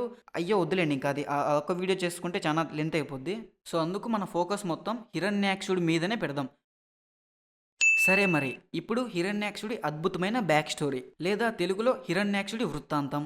ఎప్పుడైతే హిరణ్యకశ్యపుడు బ్రహ్మదేవుని కోసం తీవ్రంగా తపస్సు చేసి ఆయన దగ్గర నుంచి విచిత్రమైన వరాలన్నీ పొంది ఆ వరాల గర్వంతో ఆయనకింక మృత్యువే లేదనుకుని అన్ని లోకాలని తన గుప్పెట్లో పెట్టుకుని పాలించేవాడు. ఇక ఆయనకు ఎదురు తిరిగేవాడంటూ ఎవడూ లేడు. సో మొత్తానికి బ్రహ్మదేవుడి వరాల వల్ల చాలా దర్జాగా, గర్వంగా, సంతోషంగా ఉన్నాడు. వాళ్ళ అన్న ఇంత పవర్ఫుల్ ఉన్నప్పుడు హిరణ్యాక్షునికి ఇంకేం భయం ఉంటుంది ఈ మూడు లోకాల్లో? ఇది ఇలా ఉండగా ఒకానొక సమయంలో హిరణ్యాక్షుడు తన భుజదండం పైన ప్రచండమైన తన గదాదండాన్ని ధరించి భూమి మొత్తం వెతుకుతూనే ఉన్నాడు. ఎవరి కోసం అంటే తన ఎదుట నిలబడి యుద్ధం చేసే వీరుల కోసం. ఈయన దగ్గర చాలా భుజబలం ఉంది, చాలా శక్తి ఉంది. కానీ దాన్ని ఉపయోగించుకుందామంటే సరైన యోధుడు లేడు. సరైనోడు ఉంటేనే కదా మంచి ఫైట్ జరిగేది. అయినా వీళ్ళు కోరిన వరాలే అట్లాంటివి. ఈ ముల్లోకాల్లో మమ్మల్ని ఎవడు ఎదిరించకూడదంటే అట్లాంటి వరాలే ఇచ్చాడు బ్రహ్మదేవుడు. మమ్మల్ని ఎదిరించేవాడు ఎవరూ ఉండకూడదని కోరుకొని మళ్ళీ ఎదిరించేవాని కోసం చూస్తూ ఉంటే ఎలా దొరుకుతారు? సో అందుకే ఆయన భూమి మొత్తం వెతుకుతూనే ఉన్నాడు, కానీ ఆయనకి ఎవ్వరూ కనపడలే. ఇక ఇలా కాదని చెప్పేసి మనోడు లాస్ట్కి భూమిని వదిలేసి స్వర్గం మీదకి పోయినాడు. ఎందుకు? దొరుకుతారేమని స్వర్గంలో అయినా వీరులు. హిరణ్యాక్షుడు ఎంత కరువులో ఉన్నాడంటే భూమి మొత్తంలో ఎవరూ లేరని చెప్పేసి భూమిని వదిలేసి డైరెక్ట్ స్వర్గానికి పోయినాడు, దేవతలుండే స్వర్గానికి. అది కూడా దేనికి అంటే యుద్ధం చేయడానికి, అంతేకాని ఆక్రమించి సంథింగ్ ఇంకా ఏదో చేద్దామని కాదు. కేవలం యుద్ధం చేయడానికి భూమిని వదిలేసి స్వర్గానికే పోయినాడు. ఆయన స్వర్గానికి పోవడం కాదు, స్వర్గం మీదికి దండెత్తాడు. అంటే నేను వస్తున్నా, రండ్రా ఎవడొస్తాడు అన్నట్టు పోయినాడు ఇంకా స్వర్గం మీదికి. ఈయన గురించి తెలుసు కదా, స్వర్గంలో ఉండే దేవతలు ఎలా ఉన్నారంట తెలుసా? ఈయన వస్తూ ఉంటే గరుత్మంతుని చూసిన పాములు ఎలా భయపడతాయో హిరణ్యాక్షుని చూసిన దేవతలు అలా భయపడుతున్నారు. కేవలం ఆయన నడిచొస్తుంటేనే దేవతలందరూ బిక్కు అంటూ ఎక్కడెక్కడో తల దాచుకుంటున్నారు. కొంతమంది అయితే పారిపోతున్నారు. ఆయన నడిచి వస్తూ ఉండగా తన కాలికి ఉండే బంగారు ఆభరణాలు గల్లు గల్లని సౌండ్ చేస్తున్నాయి. మెడలో ఏమో విజయానికి సూచికగా వైజయంతి మాలనేసుకున్నాడు. కేవలం ఆయన వస్తున్నాడని తెలియటంతోనే దేవతలకి ఎక్కడలేని ఒక భయం, అంటే ఆయన ఔరా అనేది మొత్తం వ్యాపించింది అక్కడ. సో అలా ఉన్నాడు హిరణ్యాక్షుడు, శ్రీహరి భక్తుడు, జయా విజయుల్లో ఒకడు, దితి కశ్యపుల పుత్రుడు. సో ఇలా హిరణ్యాక్షుడు తనతో యుద్ధం చేసేవాడు భూమి మీద ఎవడూ లేడని స్వర్గానికి పోతే స్వర్గంలో ఉండే వీరుల గురించి పక్కన పెట్టండి, ఆఖరికి దేవతలు కూడా ఆయన చూసి భయపడి పారిపోతున్నారు. ఇక ఏం చేస్తాడు ఆయన కూడా? ఎవ్వరూ లేరు ఆయనతో ఫైట్ చేయడానికి. మనమున్నా ఏం చేస్తాం? ఫుల్ బోర్, ఇంకా ఎంత బోర్ అంటే అంత బోర్ కొట్టేస్తుంది. అంతటి పవర్ ఉంది, కానీ ఫైట్ చేయడానికి ఎవడూ లేడు. ఏం చేస్తాం చెప్పండి నిజంగానే బోరు కొట్టగా? ఇక స్వర్గంలో ఉండే హిరణ్యాక్షుడు దేవతలను చూసి ఇలా అనుకున్నాడు. దేవతల ఇంటికి కూడా ఇంచుకైనా మానం లేకుండా అస్త్రాలని వదిలేసి ప్రాణభయంతో కాళ్ళకి బుద్ధి చెప్పారు ఈ పిరికి పందలు. ఇక వీళ్ళు నాతో ఏం యుద్ధం చేస్తారు అని చెప్పేసి ఇక ఆయనకు ఎవరూ అక్కడ కనపడేసరికి గట్టిగా సింహగర్జన చేసి మేరు పర్వతమంత తన శరీరంతో సముద్రంలోకి దూకాడు. మీరు గమనించారా? ఇక్కడ ఆయన శరీరాన్ని మేరు పర్వతంతో పోల్చారు. అంటే దాని లిటరల్ మీనింగ్ ఆయన సామాన్య మానవుని సైజులో ఉండేవాడు కాదు. తన శరీరం చాలా పెద్దది. అందులో ఆయన రాక్షసుడు కాబట్టి వాళ్ళ దగ్గర చాలా మాయలు ఉంటాయి. శరీరాన్ని ఎంత సైజుకి కావాలంటే అంత సైజుకి పెంచుకోగలరు. సో మీరు ఇది గుర్తు పెట్టుకుంటే వరాహస్వామితో కొట్లాడేటప్పుడు మీకు ఒక అండర్స్టాండింగ్ వస్తుంది. వరాహస్వామి చాలా పెద్దగా ఉంటాడు కదా, భూమిని లిఫ్ట్ చేశాడంటే చాలా పెద్దగా ఉంటాడు. అప్పుడు మీ మైండ్లో హిరణ్యాక్షుడు సామాన్య మానవుని సైజులో ఉన్నాడంటే గిన ఆ ఫైట్ మీకు ఎక్కదనమాట. సో అందుకు ఇది చెప్పడం నేను. సో మొత్తానికి ఆయన మేరు పర్వతమంత సైజులో ఉండేటువంటి శరీరంతో సముద్రంలోకి దూకాడు. ఇక ఇంత బోరు కొట్టేవాడు సముద్రంలోకి దుంకిన తర్వాత ఏం చేస్తాడు? సామాన్యంగా మనుషులు ఉండే ప్లేస్లోనే ఆయన్ని ఎదిరించడానికి ఎవరు లేరు. ఇక సముద్రంలో మనుషులే ఉండరు. అప్పుడు ఎవరిని అడుగుతాడు? ఏం చేయలేడు. ఫుల్ బోర్ కొట్టింది. ఇక్కడ చేస్తాడు ఈయన విన్యాసాలు. అరే! ఎంత బోర్ కొట్టిందంటే హిరణ్యాక్షునికి సముద్రంలో ఆడుకుంటూ, పాడుకుంటూ, తిరుగుతూ ఒక్కొక్కసారి ఏం చేసేవాడంటే సముద్రంలో గాలులు వీస్తూ ఉంటాయి కదా! ఆ గాలికి అలలు లేస్తూ ఉంటాయి. ఆ అలల్ని తన గదతో కొట్టేవాడంట. అసలు ఇంతకన్నా కామెడీ ప్లస్ పవర్‌ఫుల్ విలన్ ఎక్కడైనా ఉంటాడా? ఉండడు. హిరణ్యాక్షుడు. ఆది దైత్యుడు. ఎవరు? హిరణ్యకశిపుని తమ్ముడు. బోరు కొట్టేసి సముద్రంలో ఉండే అలల్ని కొట్టుకుంటున్నాడు. ఏం చెప్తాం ఆయన గురించింకా? ఈయన ఒకవైపు ఇలాంటి విన్యాసాలు చేస్తుండగానే, ఆ సముద్రంలో ఉన్న వరుణుడి సైనికులైన జల జంతువులన్నీ ఈయనను చూసిన వెంటనే పారిపోతున్నాయి దూరంగా భయపడి. అంటే మనోడిది లిటరల్‌గా నెగెటివ్ ఎనర్జీ. వాడు ఎవ్వరిని ఏం చేయాల్సిన అవసరం లే. నువ్వు ఆడకు పోయి ఉన్నావంటే చాలు నెగెటివ్ ఎనర్జీ మొత్తం దూరం పోతాయి అన్నీ. పారిపోతాయి. నాశనం, సర్వనాశనం. సో, ఇలాగ మొత్తానికి సముద్రంలో ఉండే జల జంతువుల్ని కూడా భయపడిచ్చేసి, ఆ సముద్రంలో బాగా ఆడుకుంటూ, అల్లరి చేస్తూ, గాలికి వచ్చిన అలల్ని కొట్టుకుంటూ చాలా సంవత్సరాల పాటు అలా కాలం గడిపాడు. తరువాత ఒకానొక సమయంలో ఈయన అక్కడ తిరుగుతూ, తిరుగుతూ, తిరుగుతూ సముద్రంలో ఉండే విభావరి అనే ఒక నగరానికి వెళ్ళాడు. ఆ నగరంలో హిరణ్యాక్షుడు పాతాళానికి ప్రభువు, జలచరాలకు అధిపతి అయినటువంటి వరుణుని చూశాడు. ఆయన ఎదురుంగా నిలబడి ఆయనను చూస్తూ నవ్వుకుంటూ వరుణునితో ఇలా అంటున్నాడు: "వరుణదేవా! నీవు ఈ సమస్త ప్రపంచంలో ఉండే రాజులందరికంటేనూ మహాబలవంతుడు అంట కదా! ఒక్కసారి నీ పరాక్రమాన్ని చూపించి నాతో యుద్ధం చెయ్యి. అప్పుడు నీవు నిజంగానే మహాబలశాలివో లేకుంటే పిరికివాడివో తెలుస్తుంది. ఒక్కసారి వీరాది వీరుడవై నన్ను ఎదిరించి చూడు. నీ బండారం మొత్తం బయటపడగొట్టి నీ పేరు ప్రతిష్టల్ని మొత్తం అణిచివేస్తాను" అని అంటాడు. అరే! వరుణుడు పాపం ఏమన్నా ఒక్క ముక్కన్నా అడిగాడారా? అసలు వరుణుడు ఏమన్నా అన్నాడా? యుద్ధం చేస్తా అన్నాడా? లేదే. ఈడే వచ్చాడు. ఎక్కడనో స్వర్గంలో ఉండేవాడు కింద పడినాడు. అది కూడా పోయి పోయి వరుణుడి రాజ్యమైన సముద్రంలో పడ్డాడు. పడ్డోడు ఊరికే ఉండి ఆడుకొని మళ్ళీ వెళ్ళిపోకుండా తిరిగి తిరిగి పాతాళంలో ఉండే వరుణుడి నగరానికొచ్చాడు. వచ్చినోడు వరుణుడిని చూసి ఏదన్నా అడగడమో ఏదన్నా చేస్తాడనుకుంటే డైరెక్ట్‌గా వచ్చి వరుణుడిని పొగిడేసి పొగిడేసి ఫైట్ చేయమని అడుగుతున్నాడు. మీరు చెప్పండి ఇప్పుడు హిరణ్యాక్షుని క్యారెక్టరు బాగుందా? బాలేదా? అంటే ఇంత కామెడీగా, ఇంత క్విర్కీగా మీరు చెప్పండి, మీకు కూడా కామెడీ ఉందా? లేకుంటే నేనొక్కడినే అలా ఫీల్ అయితున్నానా? ఇక మన కథలోకి వెళ్తే, ఇంతగా రెచ్చగొట్టిన తర్వాత వరుణుడు ఊరుకుంటాడా? తను కూడా కోపంతో ఊగిపోయాడు కానీ, ఒక్కసారి తెలివిగా ఆలోచించి హిరణ్యాక్షునితో యుద్ధం చేయడానికి ఇది సమయం కాదని తెలిసి, తన కోపాన్ని అణుచుకొని హిరణ్యాక్షునితో ఇలా అంటున్నాడు: సోదరా, నాలో ఇప్పుడు యుద్ధం చేసే ఇంట్రెస్ట్ అస్సలు లేదు. ఓ రాక్షస రాజా, నీవు అపారమైన పరాక్రమం గలవాడివి.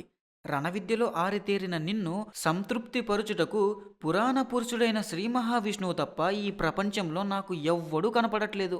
కాబట్టి నువ్వు ఆయన దగ్గరికి వెళ్ళు. ఆయన మాత్రమే నీ కోరిక తీర్చగలడు. అయినా నీవు మహావీరునివి. పిరికి పందల వెంట పడేవాడివి కాదు కదా. నీ చేతనైతే శ్రీ మహావిష్ణువు దగ్గరికెళ్ళి యుద్ధం చెయ్యి అని అంటాడు.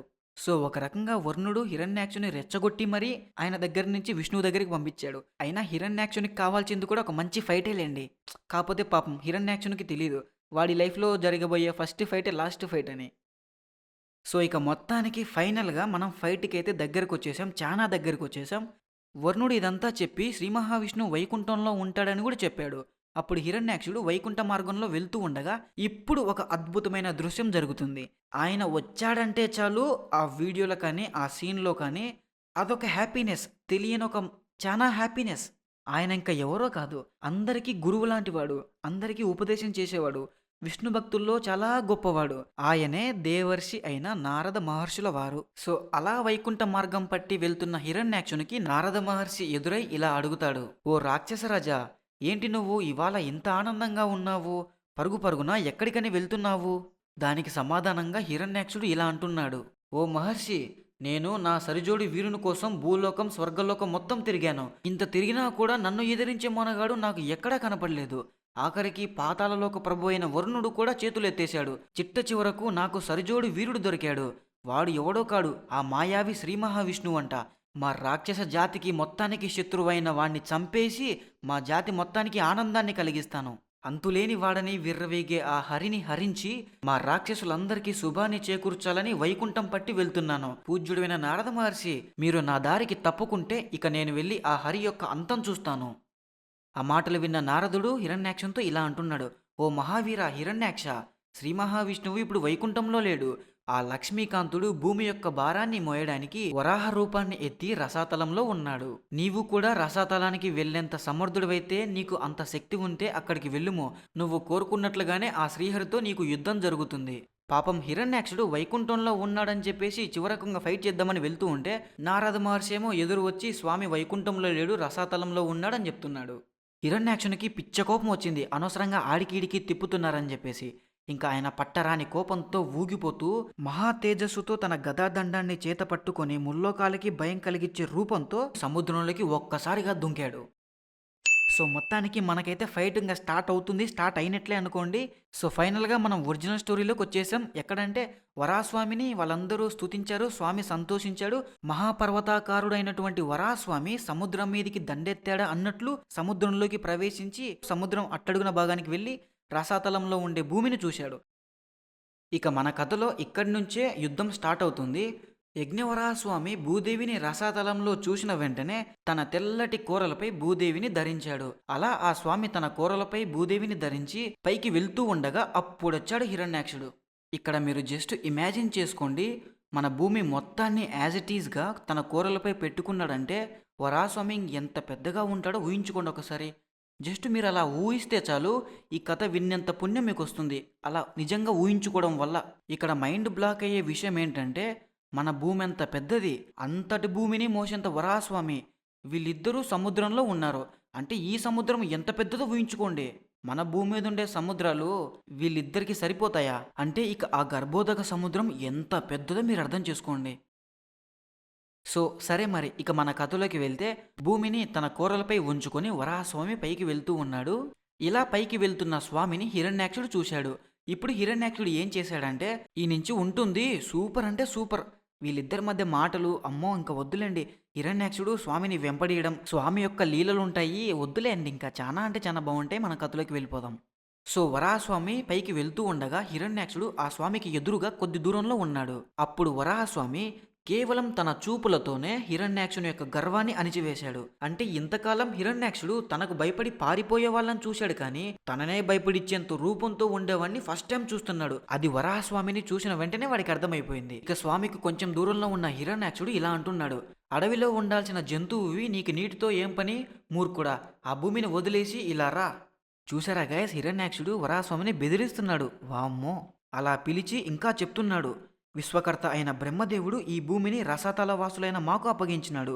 ఓరి బహురూపి, నేను చూస్తుండగా నువ్వు ఈ భూమిని తీసుకొని ఎక్కడికి పోలేవు అని హిరణ్యాక్షుడు ఇలా అంటుండగా, ఇప్పుడు హిరణ్యాక్షునితో యుద్ధంలోకి దిగితే తన కూరలపైన ఉన్న సున్నితమైన భూదేవి ఎక్కడ భయపడుతుందో అని చెప్పేసి వరాహస్వామి వాడు అన్ని మాటలు అంటున్నా కూడా చలించకుండా ఆయన అలాగే పైకి పోతున్నాడు, ముందు భూమిని స్థిరంగా పెడదామని. హిరణ్యాక్షుడు కూడా ఏమాత్రం తగ్గకుండా స్వామితో పాటు పైకి వెళ్తూ ఇంకా ఇలా చాలా మాటలంటున్నాడు. ఓరి మూర్ఖుడా, నాతో యుద్ధం చేయి, చేతకానోడిలా మాయను ఉపయోగించి మా రాక్షసుల్ని మోసంతో చంపుతూ ఉంటావు. మాకు పరమశత్రువులైన ఆ దేవతలు కూడా బహుశా మమ్మల్ని చంపడానికేనేమో నీ చుట్టూ తిరుగుతూ నిన్ను పోషిస్తూ ఉంటారు. ఆహా, నీకు యోగమాయ ఎంత అండగా ఉంటుందో, అది లేకపోతే నీ బ్రతికేం కావాలి, అది లేకపోతే నువ్వు ఒట్టి పిరికివాడువు, బలహీనుడువు.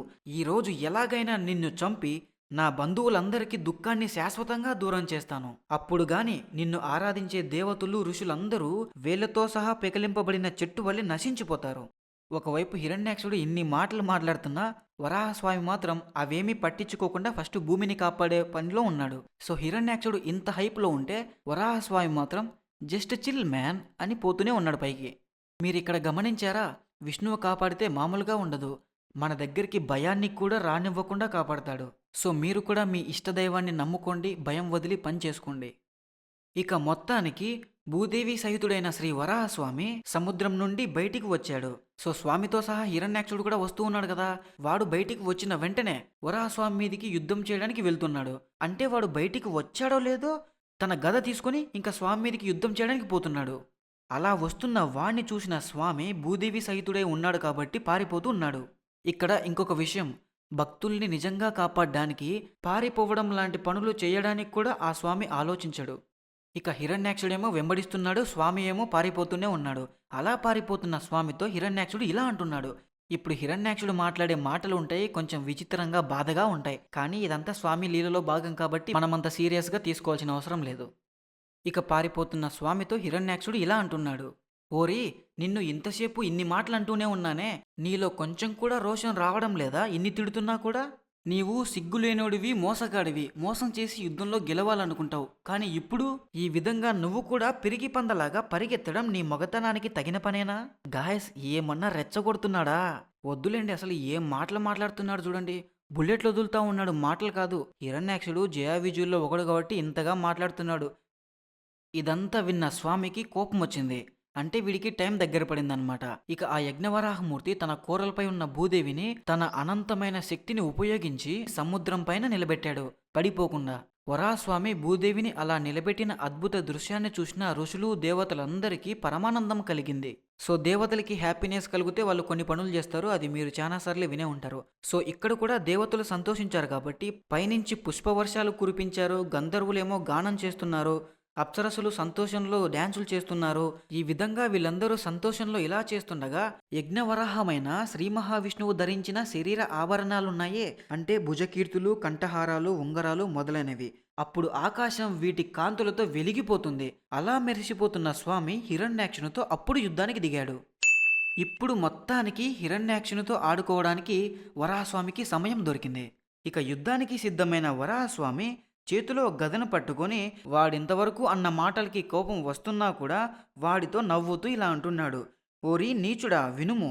కండకావరంతో కళ్ళు కనిపించక నన్ను ఒక తుచ్చ అడవి మృగంగా భావిస్తున్నావు. నిజమే, మేము అడవిలో సంచరించే వాళ్ళమే. కానీ ఒక్కసారి యుద్ధంలో పారిపోకుండా ఎదురు నిలబడితే నీ వంటి మదమెక్కిన గ్రామ సింహాల్ని కూడా చీల్చి చెండాడేస్తాం. అటువంటి అడవి జంతువులం మేము. ఓరి పిరికివాడా, నీకు నిజంగా పౌరుషం ఉంటే ఇప్పుడు యుద్ధానికి సిద్ధంకా.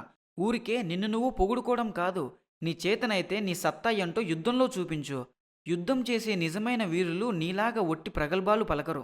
నువ్వు ఈ ముల్లోకాల్లోనే గొప్ప వీరుడువంట, అది నిజమే అయ్యుండొచ్చు. కానీ ఈ రోజుతో నిన్ను ఈ లోకం నుంచి యమపురికి పంపిస్తాను. అక్కడికి వెళ్లే ముందు చిట్ట చివరిసారిగా నీ కుటుంబాన్ని ఇంకొక్కసారి చూసిరాపో. అయినా ఓరి రాక్షసుడా, నీకు నిజంగానే నా ముందు నిలబడగలిగే శక్తి, ధైర్యం రెండూ ఉంటేనే యుద్ధం చేయి. లేదంటే అనవసరంగా నాతో యుద్ధం చేసి నీకు ఉన్న ఆయుష్ కూడా ఎందుకు పోగొట్టుకుంటావు? ఈ విధంగా చేతిలో గద పట్టుకొని వరాహస్వామి నవ్వుతూ వాణ్ణి ఎగతాళి చేశాడు. ఆ మాటల వల్ల ఇంకా హిరణ్యాక్షునికి పట్టరాని కోపం వచ్చింది. బుసలు కొడుతున్న పాముల తీవ్రమైన కోపంతో ఊగిపోతున్నాడు. వాడి కళ్ళు మండుతున్న సూర్యునిలా ఎరుపెక్కాయి. కోపంతో వాడి కనుబొమ్మలు ముడిపడ్డాయి. రోషంతో వాడి మనస్సు కలత చెందింది. అప్పుడు ఆ రాక్షసరాజు కోపంతో ఒక్కసారిగా ఎగిరి వరాహస్వామి ఎదుట నిలిచాడు. ఆ క్షణంలో వాడి ఆకారం చూడ్డానికి చాలా భయంకరంగా ఉంది. సో ఇప్పుడు మొత్తానికి ఇద్దరు ఫేస్ ఆఫ్ అయితే అయ్యారు. మనం ఒకసారి సీన్ ఇమాజిన్ చేసుకుందాం, అక్కడ వారు ఎలా ఉన్నారనేది. వరాహస్వామి, హిరణ్యాక్షుడు ఎదురెదురుగా ఉన్నారు. స్వామి ఏమో తన లెఫ్ట్ చేతిలో గద పట్టుకొని ఉన్నాడు. ఇటుపక్క హిరణ్యాక్షుడు కూడా తన రైట్ హ్యాండ్ లో గద పట్టుకొని ఉన్నాడు. ఓకేనా? స్వామి వేసుకున్న ఆభరణాలు, ఆయన యొక్క అందమైన కవచం మెరిసిపోతుండగా హిరణ్యాక్షుడు కూడా ఒక దృఢమైన కవచాన్ని ధరించినాడు. అలా స్వామి ఎదురుగా తీవ్రమైన కోపంతో ఊగిపోతున్న హిరణ్యాక్షుడు తన గదాదండంతో వరాహస్వామి యొక్క ఎడమ దవడ మీద కొట్టాడు. వరాహస్వామి మాత్రం ఆ దెబ్బని ఏమాత్రం లెక్క చేయలేదు, ఆపాలని కూడా ట్రై చేయలేదు. అలా తన మీదికి వచ్చిన వాడి గదను స్వామి తన కుడి చేత్తో పట్టుకొని దాన్ని ముక్కలు ముక్కలుగా విరిచేశాడు. ఇక వెంటనే హిరణ్యాక్షుడు తన మాయతో ఇంకో గదను తీసుకుని స్వామిని మళ్ళీ కొట్టబోయాడు. అప్పుడు ఆ వరాహస్వామి చాలా అలవోకగా సునాయాసంగా వాడి అటాక్ని తప్పించుకొని వాడి గదను మళ్ళీ తీసుకున్నాడు. హిరణ్యాక్షుడు అది గమనించలోపే ఆ గదను వాడి వక్షస్థలం మీదికి విసిరు కొట్టాడు. ఆ దెబ్బకు వాడు స్వామికి దూరంగా వెళ్ళిపడ్డాడు. క్రింద పడిన వాడు పైకి లేచి పళ్ళు పటపటా కొరుకుతూ పట్టరాని కోపంతో స్వామి మీదికి తిరిగి దాడికి వస్తున్నాడు. వరాహస్వామి కూడా విజృంభించి వేగంగా వాడి మీదికి వెళ్ళాడు. అలా వరాహస్వామి హిరణ్యాక్షుడు ఎడమ కన్ను మీద కొట్టబోయాడు. కానీ గదాయుద్ధంలో ఆరితేరిన వీరుడు హిరణ్యాక్షుడు స్వామి గదపై తన గదతో కొట్టి ఆ దెబ్బను తప్పించుకున్నాడు. ఇక ఆ తర్వాత వారిద్దరూ అతి ఘోరంగా వారి శరీరాల నుంచి రక్తం వచ్చేలా బీభత్సంగా ఒకరినొకరు మోదుకుంటున్నారు. వారి యుద్ధం చూడ్డానికి ఎలా ఉందంటే, రెండు మహాసముద్రాలు రౌద్రావేశంతో వాటి తీవ్రమైన ఎగిసిపడే అలలతో మీది మీదికి వెళ్లి కొట్లాడుకుంటున్నట్లుంది. రెండు చిరుతపులులు కొట్లాడుకునేంత వేగంగా కొట్లాడుకుంటున్నారు. వారు ఆ గదలతో కొట్టుకుంటుంటే రెండు మదమెక్కిన గజరాజులు తొండాలతో భీకరంగా ఢీకొట్టుకుంటున్నట్లుంది.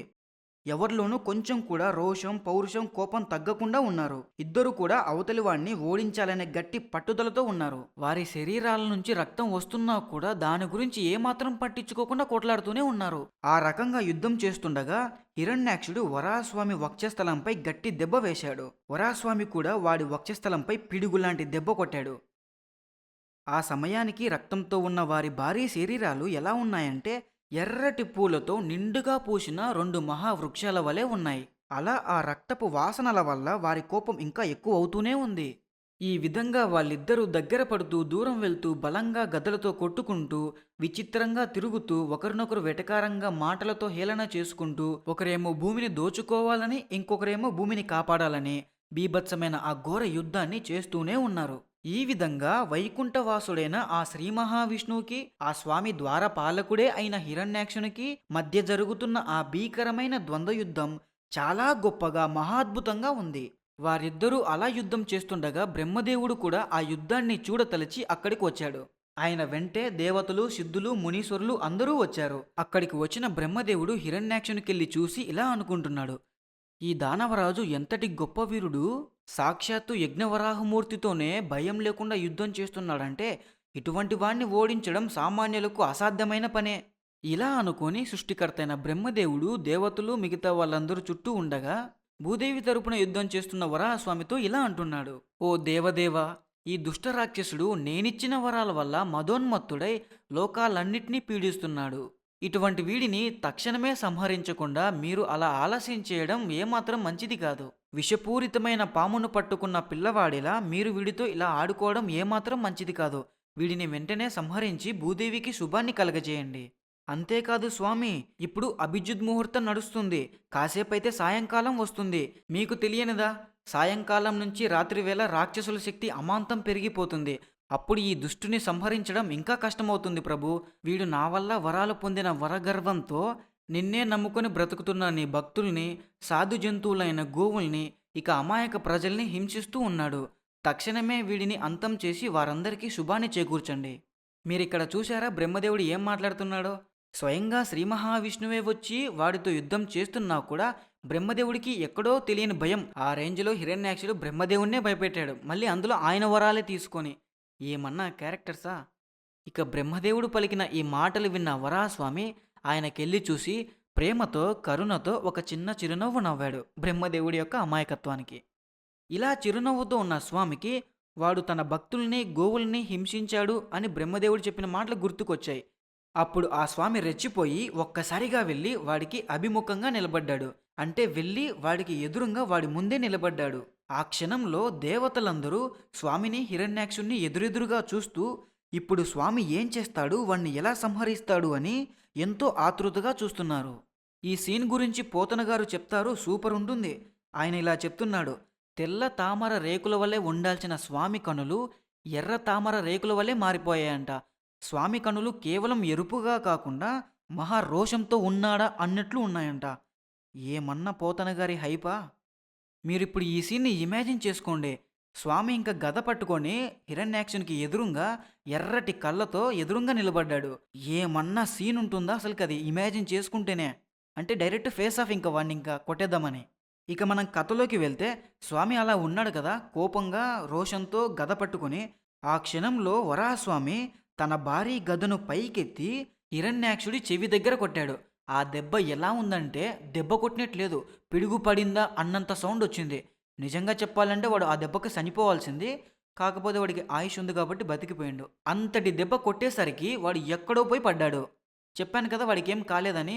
సో మొత్తానికి కింద పడినవాడు పైకి లేచి మహారోషంతో వాడిలో ఇంకా కట్టలు తెంచుకొని వస్తున్న కోపంతో స్వామి వైపుకు చాలా ఫాస్ట్గా వస్తున్నాడు.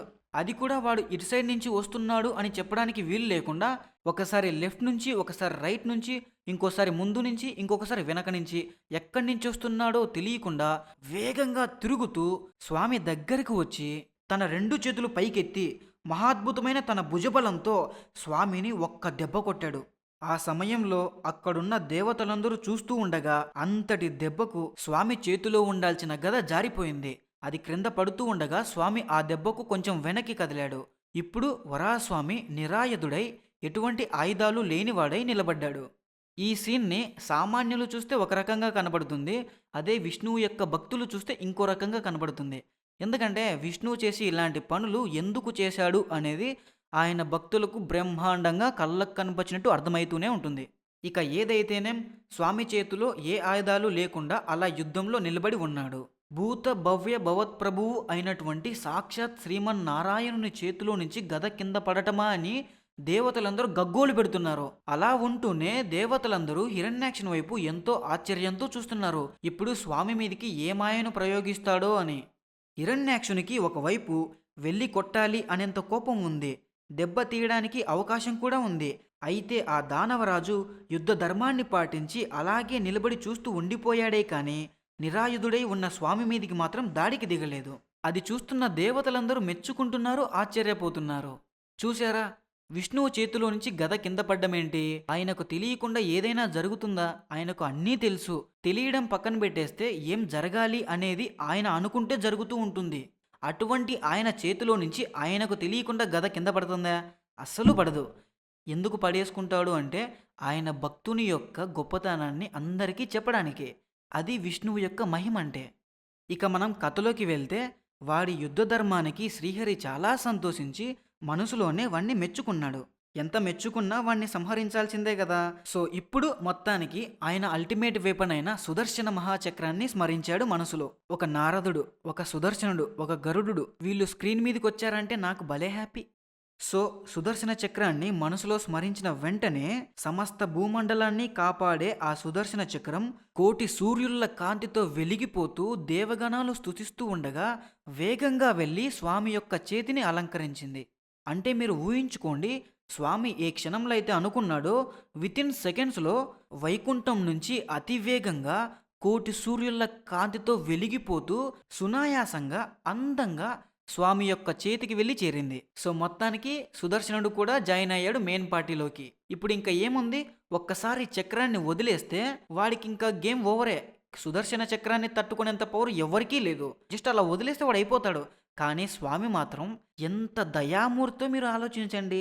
తన భక్తుడే కదా వాడు, మొత్తానికి ఎలాగైనా కానీ ఇలా రాక్షస జన్మ ఎత్తి ఇబ్బంది పడతా ఉన్నాడు. వాడు స్వామి యొక్క ద్వారపాలకుడు. వైకుంఠంలో స్వామితో పాటు ఉండేవాడు. సుదర్శన చక్రాన్ని చూసిన దేవతలందరూ కూడా వాణ్ణి త్వరగా సంహరించండి అని చెప్తూ ఉన్నా చూసి వాణ్ణి అప్పుడే అలా డైరెక్ట్గా సంహరించడానికి ఆయనకు మనసొప్పట్లేదు. అప్పుడు స్వామి ఒక చిన్న మందహాసంతో వాడితో ఇంకాసేపు లీలలు జరపాలని నిశ్చయించుకున్నాడు. ఇక్కడ మీకు ఒక విషయం చెప్పాలి. నేను యాక్చువల్గా వైకుంఠంలో వీరు శాపాన్ని పొందే ఆ సీన్ పెడదాం అనుకున్నాను. ఎందుకంటే ఈ ఫైట్లో ఈ మూమెంట్లో చాలా ఎమోషనల్గా కనెక్ట్ అయిపోతారని మీరు కూడా. కానీ అదొక్క వీడియో నాకు ఎంత ఇష్టం అంటే దాని గురించి చాలా ఉంది చెప్పుకునేది. అందుకు ఇంకా దాన్ని ఇక్కడ ఇంక్లూడ్ చేస్తే ఈ వీడియో జరగదని చెప్పేసి పెట్టలే. ఆ సీన్ గాన మీరు ఒక్కసారి ఒరిజినల్ భాగవతంలో ఉండేది చూశారంటే అసలుకి విష్ణు అంటే ఏంటి, ఆయన అన్నిటికంటే దేన్ని ఎక్కువ గౌరవిస్తాడు, ఆయన భక్తుల పట్ల చూపించే ప్రేమ, బ్రాహ్మణుల పట్ల చూపించే గౌరవం, వాళ్ళిద్దరి మధ్య నలిగిపోయే ఆ సిచ్యువేషను అసలు చాలా అద్భుతంగా ఉంటుంది. ఆ వైకుంఠంలో జరిగే సీను మీరు ఒకవేళ ఆ సీన్ చూసిన తర్వాత ఈ వీడియో చూశారనుకోండి, ఈ కరెక్ట్ పాయింట్లో సుదర్శన చక్రం వచ్చినా కూడా వాడితో ఇంకా కాసేపు లీలలు చేయాలని అనుకున్నాడు కదా, ఈ సీన్లో మీరు ఎమోషనల్గా కనెక్ట్ అయిపోతారు. విష్ణువు మీద ప్రేమ అమాంతంగా పెరిగిపోతుంది. నేను బహుశా ఆ వీడియో ఇప్పట్లో చేయలేనేమో, ఎందుకంటే నాకు ఒకరి పర్మిషన్ అయితే కావాలి. సో సరే, ఇంక మనం కథలోకి వెళ్ళిపోదాం. ఇక వరాహస్వామి చతుర్భుజాలతో చక్రం పట్టుకొని వాడికి ఎదురుగా నడుస్తున్నాడు. స్వామిని ఆ రూపంలో చూసేసరికి హిరణ్యాక్షునికి గుండెల్లో దడ పుట్టింది. అయినా కూడా కొంచెం కూడా ధైర్యం కోల్పోకుండా ఇంకా రెట్టింపు ఉత్సాహంతో ఓరి నీకు మరణం తప్పదు అని స్వామితో ఇలా అంటూ ఎదురుగా వస్తున్న స్వామి మీదికి తన భయంకరమైన గదను విసిరాడు. ఇక్కడ చూసారా, హిరణ్యాక్షునికి ఆ స్వామిని చూసి గుండెల్లో దడ పుట్టినా కూడా భయపడట్లేదు. మన వాళ్ళు కొంతమంది ఉంటారు, చిన్న విషయానికి భయపడిపోయి రేపేం జరుగుతుందని భయపడేసి ఎవడేమంటాడో అని చెప్పేసి అన్నిటికీ భయమే. ఇలా ఉంటే ఎలా? కొంచెం ధైర్యంతో ఉండాలి. ఏదైతే అదైంది చూసుకుందాంలే అనేలా ఉండాలి. సరే, వాడు స్వామి మీదికి గదను విసిరాడు. వాయువేగంతో వస్తున్న వాడి గదను వరాహస్వామి అలా అలవోకగా తన ఎడమకాలుతో ఒక్క తన్ను తన్నాడు. ఆ దెబ్బకు అది వెళ్ళి ఎక్కడో పడిపోయింది. ఇప్పుడు స్వామి వాడితో ఇలా అంటున్నాడు, ఓరి ఇదేనా నీ పరాక్రమం? నన్ను చంపి మీ జాతికి అనంతమైన సంతోషం కలిగిస్తానని చెప్పావు. ఇక నన్ను ఎదిరించాలంటే ఈ ఆయుధాలు చాలవు, ఇంకా ఏవైనా ఉపయోగించు.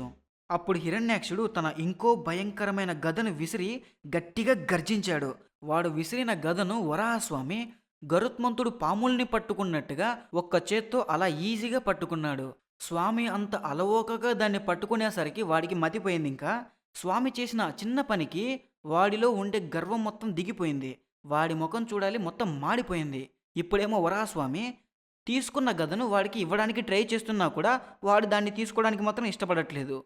ఇప్పుడు హిరణ్యాక్షునికి అర్థమైంది, ఫైట్ ఇంకో రేంజ్కి వెళ్ళిపోయింది. ఈ గదలు ఏమాత్రం పనికిరావని ఆలోచించి వాని బలం కొద్దీ ఒక భయంకరమైన త్రిశూలాన్ని విసిరాడు. అది ఎలా ఉందంటే ఎండాకాలంలో మండే సూర్యునిలాగా వేడివేడి అగ్నులతో ప్రపంచాన్ని మృంగడానికి నాలుకలు తెరిచిన దానిలా ఉంది. అంతటి భయంకరమైన త్రిశూలాన్ని వరాహస్వామి అది గాల్లో ఉండగానే తన సుదర్శన చక్రంతో దాన్ని రెండు ముక్కలు చేసేసినాడు. అది ఎలా ఉందంటే తెలుసా ఆ సీన్ అనేది? గరుడుని ఈకను వజ్రాయుధం ఛేదించినట్లుంది. అంటే హిరణ్యాక్షుని త్రిశూలం ఈకలాగా, స్వామి చక్రం వజ్రాయుధంలాగా. అసలు వజ్రాయుధం ముందు ఈక ఏమైనా నిలబడుతుందా? సో అలాగన్నమాట. ఈ సీన్ చూసిన దేవతలు సంతోషంలో గంతులు వేస్తున్నారు. మీరిక్కడ గమనించారా? చిన్న చిన్నగా స్వామి వాడి అహంకారాన్ని లోపల నుంచే డైరెక్ట్గా రిమూవ్ చేస్తున్నాడు. కేవలం వాణ్ణి చంపి లోకరక్షణ చేయడమే కాకుండా వాడికి కూడా విలువలు నేర్పిస్తున్నాడు. సో ఇక హిరణ్యాక్షుడు తన శూలం అంత ఈజీగా ముక్కలవ్వడం చూసి ఎక్కడా లేని పౌరుషంతో స్వామిని సమీపించి స్వామి యొక్క వక్షస్థలంపై పిడుగులాంటి గట్టి దెబ్బ కొట్టాడు. ఆ తరువాత వాడు గట్టిగా అరుస్తూ ఉన్నట్లుండి సడన్గా మాయమైపోయాడు. పూల దండతో ఏనుగుని కొట్టినట్టు వాడు కొట్టిన దెబ్బ స్వామికి అలా ఉంది. ఇక ఆ రాక్షస మహామాయగాడు మాయమైపోయి వేల కొలది మాయలన్నీ స్వామి మీదికి ప్రయోగిస్తున్నాడు. వాడి పిచ్చితనం కాకపోతే వాడు ప్రయోగించే మాయలన్నీ ఆయన నుంచి వచ్చినట్టువే. అటువంటి వాటిని మళ్ళీ ఆయన మీదే ప్రయోగిస్తున్నాడు. ఇక నిదానంగా వాడి మాయలు ఎక్కువైపోయాయి. వాడి మాయల ప్రభావం వల్ల ప్రచండమైన గాలులు వీచాయి. అంటే వేడి సుడిగాలులు అనుకోండి. ఆ తీవ్రమైన గాలులకు దుమ్ము లేచింది. ఆ దుమ్ము నలుదిక్కుల ఆకాశం మొత్తం కప్పివేసింది. అంటే ఎంత పెద్ద గాలులో ఎంత దుమ్ము దుమారమో అర్థం చేసుకోండి. ఇది ఇలా ఉండగా వాడు బీభత్సమైన వడగండ్ల వానను కురిపించాడు. మొత్తానికి ఆ సీన్ని గందరగోళం చేసేసినాడు. ఒక్కసారి ఊహించుకోండి వాడి మాయా ప్రభావం. ఆ ప్లేస్లో ఎవరు ఉండడానికి సాహసించరు ఇంకా. ఇదే కాకుండా వాడు ఇంకా చాలా మాయలు ప్రయోగిస్తున్నాడు.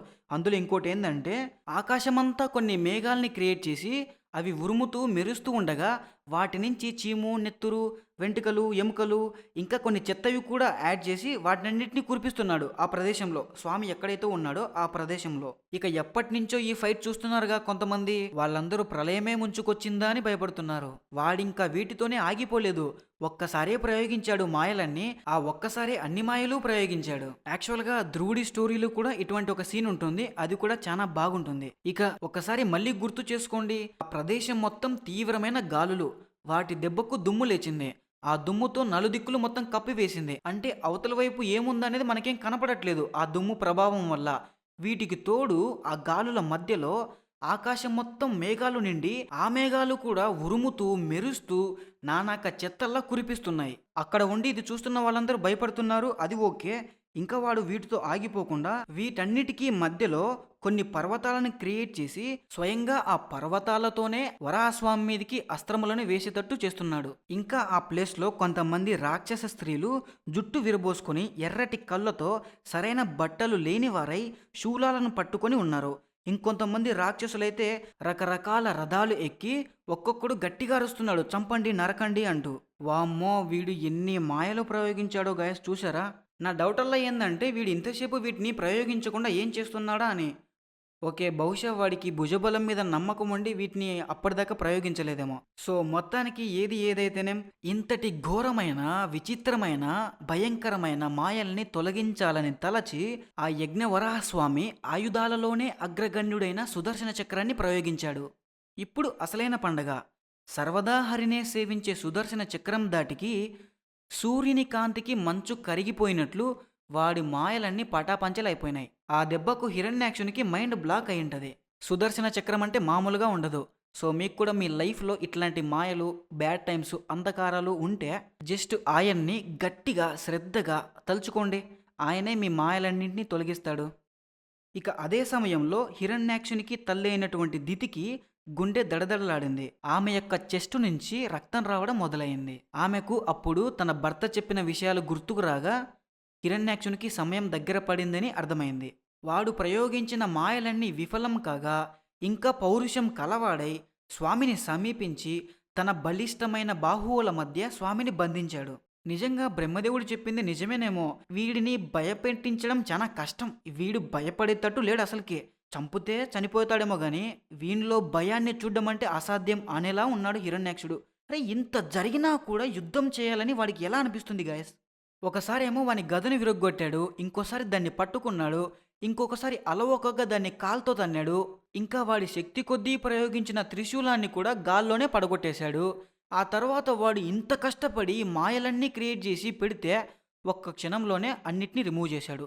ఇంత చేసినా కూడా వాడికి భయం లేకుండా మళ్ళీ ఫైట్ చేయడానికి పోతున్నాడంటే ఇక హిరణ్యాక్షుని లాంటి క్యారెక్టరు ఇంకా యాడుంటుంది మీరు చెప్పండి. అరే వాడిలో కొంచెం కూడా భయం లేదు గాయస్. ఫుల్లు పౌరుషం ఉంది, కోపం ఉందే కానీ కొంచెమన్నా భయం లేదు. వామ్మో నిజంగా చాలా గ్రేట్. అంటే గ్రేట్ అంటే గ్రేట్ కాదు, ఈ రకంగా ఫైటింగ్ పరంగా చూస్తే చాలా గ్రేటే. నిజంగా చెప్పాలంటే వీడిని చూసి మనం ఒకటి నేర్చుకోవాలి. మీరు ఇలా అనుకోండి, నాకెప్పుడైనా లైఫ్లో ప్రాబ్లం వస్తే దానితో మొండిగా హిరణ్యాక్షన్లాగా ఫైట్ చేస్తానే కానీ పారిపోను అని. ఇది ఎంతవరకు కరెక్టో నాకు తెలియదు కానీ కాకపోతే మంచి కొటేషన్లా ఉందని చెప్పాను. తర్వాత మీ ఇష్టం ఇంకా. సరే మన కథలోకి వెళ్తే హిరణ్యాక్షుడు ఏం చేస్తాడు, ఇంకా ఏం చేసేది లేక స్వామి దగ్గరికి వెళ్ళి తన బలిష్టమైన బాహువుల మధ్య స్వామిని గట్టిగా బంధించాడు. చిట్ట చివరకు దొరికాడు అని స్వామికెళ్ళి చూసి నవ్వుదాం అనుకున్నాడు. కానీ వాడు అలా చూసేలోపు స్వామి వాడి బాహువుల మధ్య కాకుండా బయటొచ్చి ఉన్నాడు. ఆ తర్వాత వాడు స్వామి దగ్గరికి వెళ్ళి తన గదను ఉపయోగించకుండా కేవలం తన చేతి పిడికిలితో స్వామిని గుద్దుతూ నొప్పిస్తూ ఉన్నాడు. అలా వాడు స్వామిని గుద్దుతూ ఉండగా యజ్ఞవరాహ స్వామి వజ్రాయుధం లాంటి తన అరచేతితో వాడి చెంప చెల్లుమనేటట్టు సరదాగా కొట్టాడు. ఇక కేవలం ఆ దెబ్బకు వాడి చెంప చెల్లుమనింది, దిమ్మ తిరిగింది. మనకు పోకిరి సినిమాలో డైలాగ్ ఉందిగా, ఎవడు కొడితే దిమ్మ తిరిగి మైండ్ బ్లాక్ అయిపోద్దు అని. సేమ్ ఎగ్జాక్ట్ సిచ్యువేషన్ ఇక్కడ జరిగిందనమాట. ఆ డైలాగ్కి ఒరిజినల్ సీను ఇదేనేమో అని నా అభిప్రాయం. ఎందుకంటే ఆ ఒక్క దెబ్బకే వాడికి దిమ్మ తిరిగింది, నిజంగానే గూబ గుయ్యనింది. వాడింకా ఆ దెబ్బకు బొంగరంలాగా తిరుగుతూనే ఉన్నాడు చాలాసేపు. ఇక ఆ క్షణంలో ఎదురుగా ఉన్న వరాహస్వామి హిరణ్యాక్షునికి అతి భయంకరంగా కనబడ్డాడు. ఇక మొత్తానికి భూదేవిని లోపల దాచిపెట్టినందుకు, కానీ వాడు దాచిపెట్టాడు అని భాగవత పురాణంలో ఎక్కడా లేదు. ఇది మేబీ వేరే పురాణం నుంచి వచ్చిందేమో, నేనైతే దాని జోలికైతే వెళ్ళలేదు. కాకపోతే భూదేవిని లాక్కోవాలనుకున్నందుకు, తన భక్తుల్ని గోవుల్ని హింసించినందుకు ఒక చెంపు దెబ్బ అయితే కొట్టి వాణ్ణి ఇంక పడగొట్టాడనమాట స్వామి. వాడలా బొంగరంలా తిరుగుతూ తిరుగుతూ అదుపు తప్పి ఊగుతూ వంగుతూ కింద పడిపోయాడు. మొత్తానికి ప్రాణాలు కూడా వదిలేశాడు. ఇలా కింద పడినవాడు ఎలా ఉన్నాడంటే వాడి కనుగుడ్లు బయటికొచ్చాయి. వాడి కాళ్ళు చేతులు చిన్నాభిన్నమైపోయాయి. వాడి శరీరమంతా రక్తం కక్కినట్లు మరకలున్నాయి. వాడు పడిపోవడం కూడా ఎలా పడిపోయాడంటే తీవ్రమైన గాలులకు వేర్లతో సహా నేల కూలిన మహావృక్షం వలె పడిపోయాడంట. అంటే చూడండి, బాగా ఎక్కువ గాలి వీచినప్పుడు సామాన్యంగా ఇట్లాంటి పెద్ద చెట్లు కింద పడిపోవు. అవి ఫస్ట్ ఊగుతూ ఉంటాయి. వాటి వేర్లు అనేటివి లూజ్ అయ్యేంత వరకు ఊగి ఊగి ఒకానొక స్టేజ్లో ఆ గాలి ఒత్తిడికి తట్టుకోలేక ఒకేసారి వాటి వేర్లతో సహా పడిపోతాయి. అలా పడిపోయాడు హిరణ్యాక్షుడు. సో మొత్తానికి హిరణ్యాక్షుడికి వరాహస్వామికి ఫైట్ అయితే అయిపోయింది. హిరణ్యాక్షుడైతే సంహరించబడ్డాడు. వాణ్ణి చంపి స్వామి బ్రహ్మాది దేవతలకి, స్వయంభూ మనువుకి, ఇంకా భూదేవికి కూడా శుభాన్ని కలగజేశాడు. ఈ ఒక్క అవతారంతో ఎన్ని ప్రయోజనాలో చూడండి. ఇక మొత్తానికి ఫైట్ అయిపోయింది కదా, హిరణ్యాక్షుడు చనిపోయాడు. ఇక అక్కడున్న దేవతలందరూ చనిపోయి ఉన్న ఆ రాక్షస రాజును చూడ్డానికి వచ్చారు. ఇక ఆ దానవరాజు చనిపోయి కూడా తన కింది పిదివిని కొరుకుతూ ముఖంలో ఏమాత్రం భయం లేకుండా ఒక వీరుడిలాంటి తేజస్సుతో అక్కడ శవమై పడిపోయి ఉన్నాడు. చనిపోతూ కూడా వాడు పౌరుషాన్ని మాత్రం వదలలేదు. చనిపోయి కింద పడి ఉన్న హిరణ్యాక్షుని చూస్తూ బ్రహ్మాది దేవతలు ఇలా అనుకున్నారు, ఆహా ఏమి తేజస్సు! మహాయోగులు సైతం తీవ్రమైన తపస్సులు చేసి కూడా ఆ పరమపురుషుని పాదస్పర్శకు కూడా నోచుకోలేరే. మరి ఇతడు సాక్షాత్తు లక్ష్మీనాథుడు అయిన శ్రీహరి చేతుల మీదుగా అతన్నే చూస్తూ ప్రాణాలు కోల్పోయాడు. ఇది ఎంతటి అదృష్టం ఉంటే కలుగుతుంది. ఇతడు ఏమాత్రం సామాన్యమైన వాడు కాదు, మహాభాగ్యశాలి అని అతన్ని ప్రశంసించారు. ఇక దేవతలందరూ వరాహస్వామిని చూస్తూ చేతులు జోడించి ఇలా స్తుతిస్తున్నారు, ఓ జగన్నాథ, నీకు శతకోటి నమస్కారములు. నీవే సకల యజ్ఞములకు సర్వాధికారివి. స్వామి, ఈ సమస్త జగత్తు యొక్క రక్షణ కొరకై నీ మహిమాన్వితమైన అనంతమైన శక్తిలో ఎన్ని గుణాలు ఉన్నా కేవలం భక్తుల కోసం శుద్ధ సత్వ స్వరూపమునే స్వీకరిస్తూ ఉంటావు. ప్రభు, ఇటువంటి నీ మేలు మేము ఎలా తీర్చుకోగలము? మా అదృష్టము బాగుండి ఈ దుర్మార్గుణ్ణి అంతం చేయడానికి నీవే స్వయంగా వచ్చి మా కనులకు కూడా మోక్షాన్ని ప్రసాదించితివి. ఇంతటి మేలును మేము ఎలా తీర్చుకోగలము స్వామి? మీకు మా కృతజ్ఞతలు. ఇక మేము ఎప్పుడూ సర్వదా మీ పాదములనే స్మరిస్తూ ఉండాలని కోరుకుంటున్నాము. ఈ విధంగా బ్రహ్మాది దేవతలు మహర్షులు స్తుతిస్తూ ఉండగా స్వామి సంతోషిస్తూ వారందరి వైపు ఒక్కసారిగా చూసి తన ఆనంద నిలయమైన వైకుంఠలోకానికి బయలుదేరాడు. హూ! మొత్తానికి మన ఫస్ట్ వీడియో అయితే అయిపోయింది. వరాహస్వామి అనుగ్రహంతో ఛానల్ స్టార్ట్ అవ్వడం చాలా సంతోషం. ఇక ఈ వరాహస్వామి కథకు ఫలశ్రుతి ఇలా ఉంది. భూమిని ఉద్ధరించిన శ్రీ మహావిష్ణువు యొక్క అద్భుతమైన లీలలను వర్ణించేటువంటి ఈ కథను ఎవరైతే వింటారో, వినిపిస్తారో, కీర్తిస్తారో, ఆనందిస్తారో వారు బ్రహ్మహత్య వంటి ఘోర పాపముల నుండి కూడా సులభంగా విముక్తులవుతారు. ఇంకా వారికి ధనము, ఆయుష్, ధైర్యము, కీర్తి, ఆరోగ్యం ప్రాప్తిస్తుంది. ఈ కథను ఎవరైతే భక్తితో శ్రద్ధగా వింటారో అటువంటి పుణ్యాత్ములను రక్షించడానికి శ్రీ మహావిష్ణువు ఎదురు చూస్తూ ఉంటాడు. So okay guys, I hope మీరైతే ఎంజాయ్ చేశారని అనుకుంటున్నా. మధ్యలో ఇంత లాంగ్ వీడియోలో ఎక్కడైనా బోర్ కొట్టుంటే సారీ. నేనైతే నాకు కథలంటే చాలా ఇష్టం. నాకు కథల్లో మధ్యలో ధర్మాలు వీటి చెప్పడం కన్నా కథను కథలా చెప్పడం నాకు చాలా ఇష్టం. సరే, ఇక మనం ఎక్స్ట్రాస్లో ఫస్ట్ పాయింట్ ఏంటంటే వరాహస్వామి నిజమైన సైజు గురించి. నేను ఈ కథ వినేటప్పుడు నిజంగా చాలా డౌట్ ఉండే. నిజంగానే అంత పెద్ద సైజు ఉన్నాడా, లేదంటే మనకు ఫోటోలో చూపించినట్లు మనిషి రూపంలో ఉండే భూదేవిని కాపాడినాడా అని. ఒక్కసారి ఇమాజిన్ చేసుకుంటే భూమి అంత సైజు కన్నా ఎక్కువ సైజు ఉండే వరాహస్వామిని ఇమాజిన్ చేసుకుంటే ఈ కథ ఒక కథలా కాదు, ఒక మాస్టర్ పీస్లా ఉంటుంది. సో నేను అందుకు చాలా లాజికల్గా వెతికి కొన్ని పాయింట్స్ అయితే సేకరించినాను. దేనికంటే వరాహస్వామి నిజంగానే భూమికి చాలా రెట్లు పెద్దగా ఉన్నాడు అని. అందులో మనకు డైరెక్ట్ ఫస్ట్ ప్రూఫ్ ఏంటంటే ఒరిజినల్ వ్యాస భాగవతం నుంచే ఉంది. ఇది అక్యురేట్ అనమాట. బ్రహ్మదేవుడి ముక్కులో నుంచి వచ్చిన వరాహస్వామి వచ్చిన వెంటనే ఏనుగంత అవుతాడు. ఓకేనా?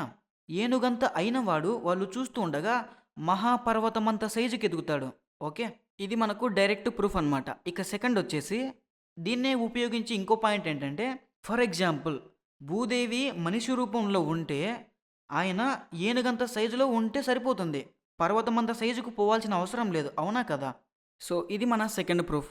మేబీ ఇది అందరికీ తెలిసేమో, కాకపోతే నాకు తెలియక నేను ప్రూఫ్స్ గురించి ఎతుకులాడుతున్నానేమో, నాకు తెలీదు. సో సరే, ఇక నెక్స్ట్ ప్రూఫ్ వచ్చేసి ఆయన సముద్రంలోకి ప్రవేశించినప్పుడు సముద్రం 2 చేతులు చాచి ఆర్తనాదాలు పెడుతున్నట్టు ఉందంట. ఒక మనిషి సైజులో ఉండేది ఏదైనా దుంకుతే అలా ఉండదు కదా. కాబట్టి ఆయన ఖచ్చితంగా పెద్ద సైజులోనే ఉన్నాడు అని. ఇదంతా నేను ఎందుకు చెప్తున్నానంటే, భూమినే తన మీద పెట్టుకున్నాడంటే ఆయన ఎంత పెద్దగా ఉంటాడో, అటువంటి ఆయనతో హిరణ్యాక్షుడు ఫైట్ చేస్తే ఆ ఫైట్ ఎలా ఉంటుంది, అసలు అంత పెద్దగా ఉండేవాడు మన మైండ్లో పడుతాడా ఫస్ట్ అనేది నాకు చాలా క్రేజీగా అనిపించింది అసలు ఆ థాటే. సో ఇవి నా కోసం నేను ఇచ్చుకున్న ప్రూఫ్స్ అనమాట. ఇక ఎక్స్ట్రాస్లో సెకండ్ పాయింట్ ఏంటంటే, మన పురాణాల్లో మన దేవతలు ఏదైనా చేస్తే అందులోనే సైన్స్ ఉంటుంది. వాళ్ళు ఇది సైంటిఫిక్గా చేయాలని అనుకోవాల్సిన అవసరం లేదు.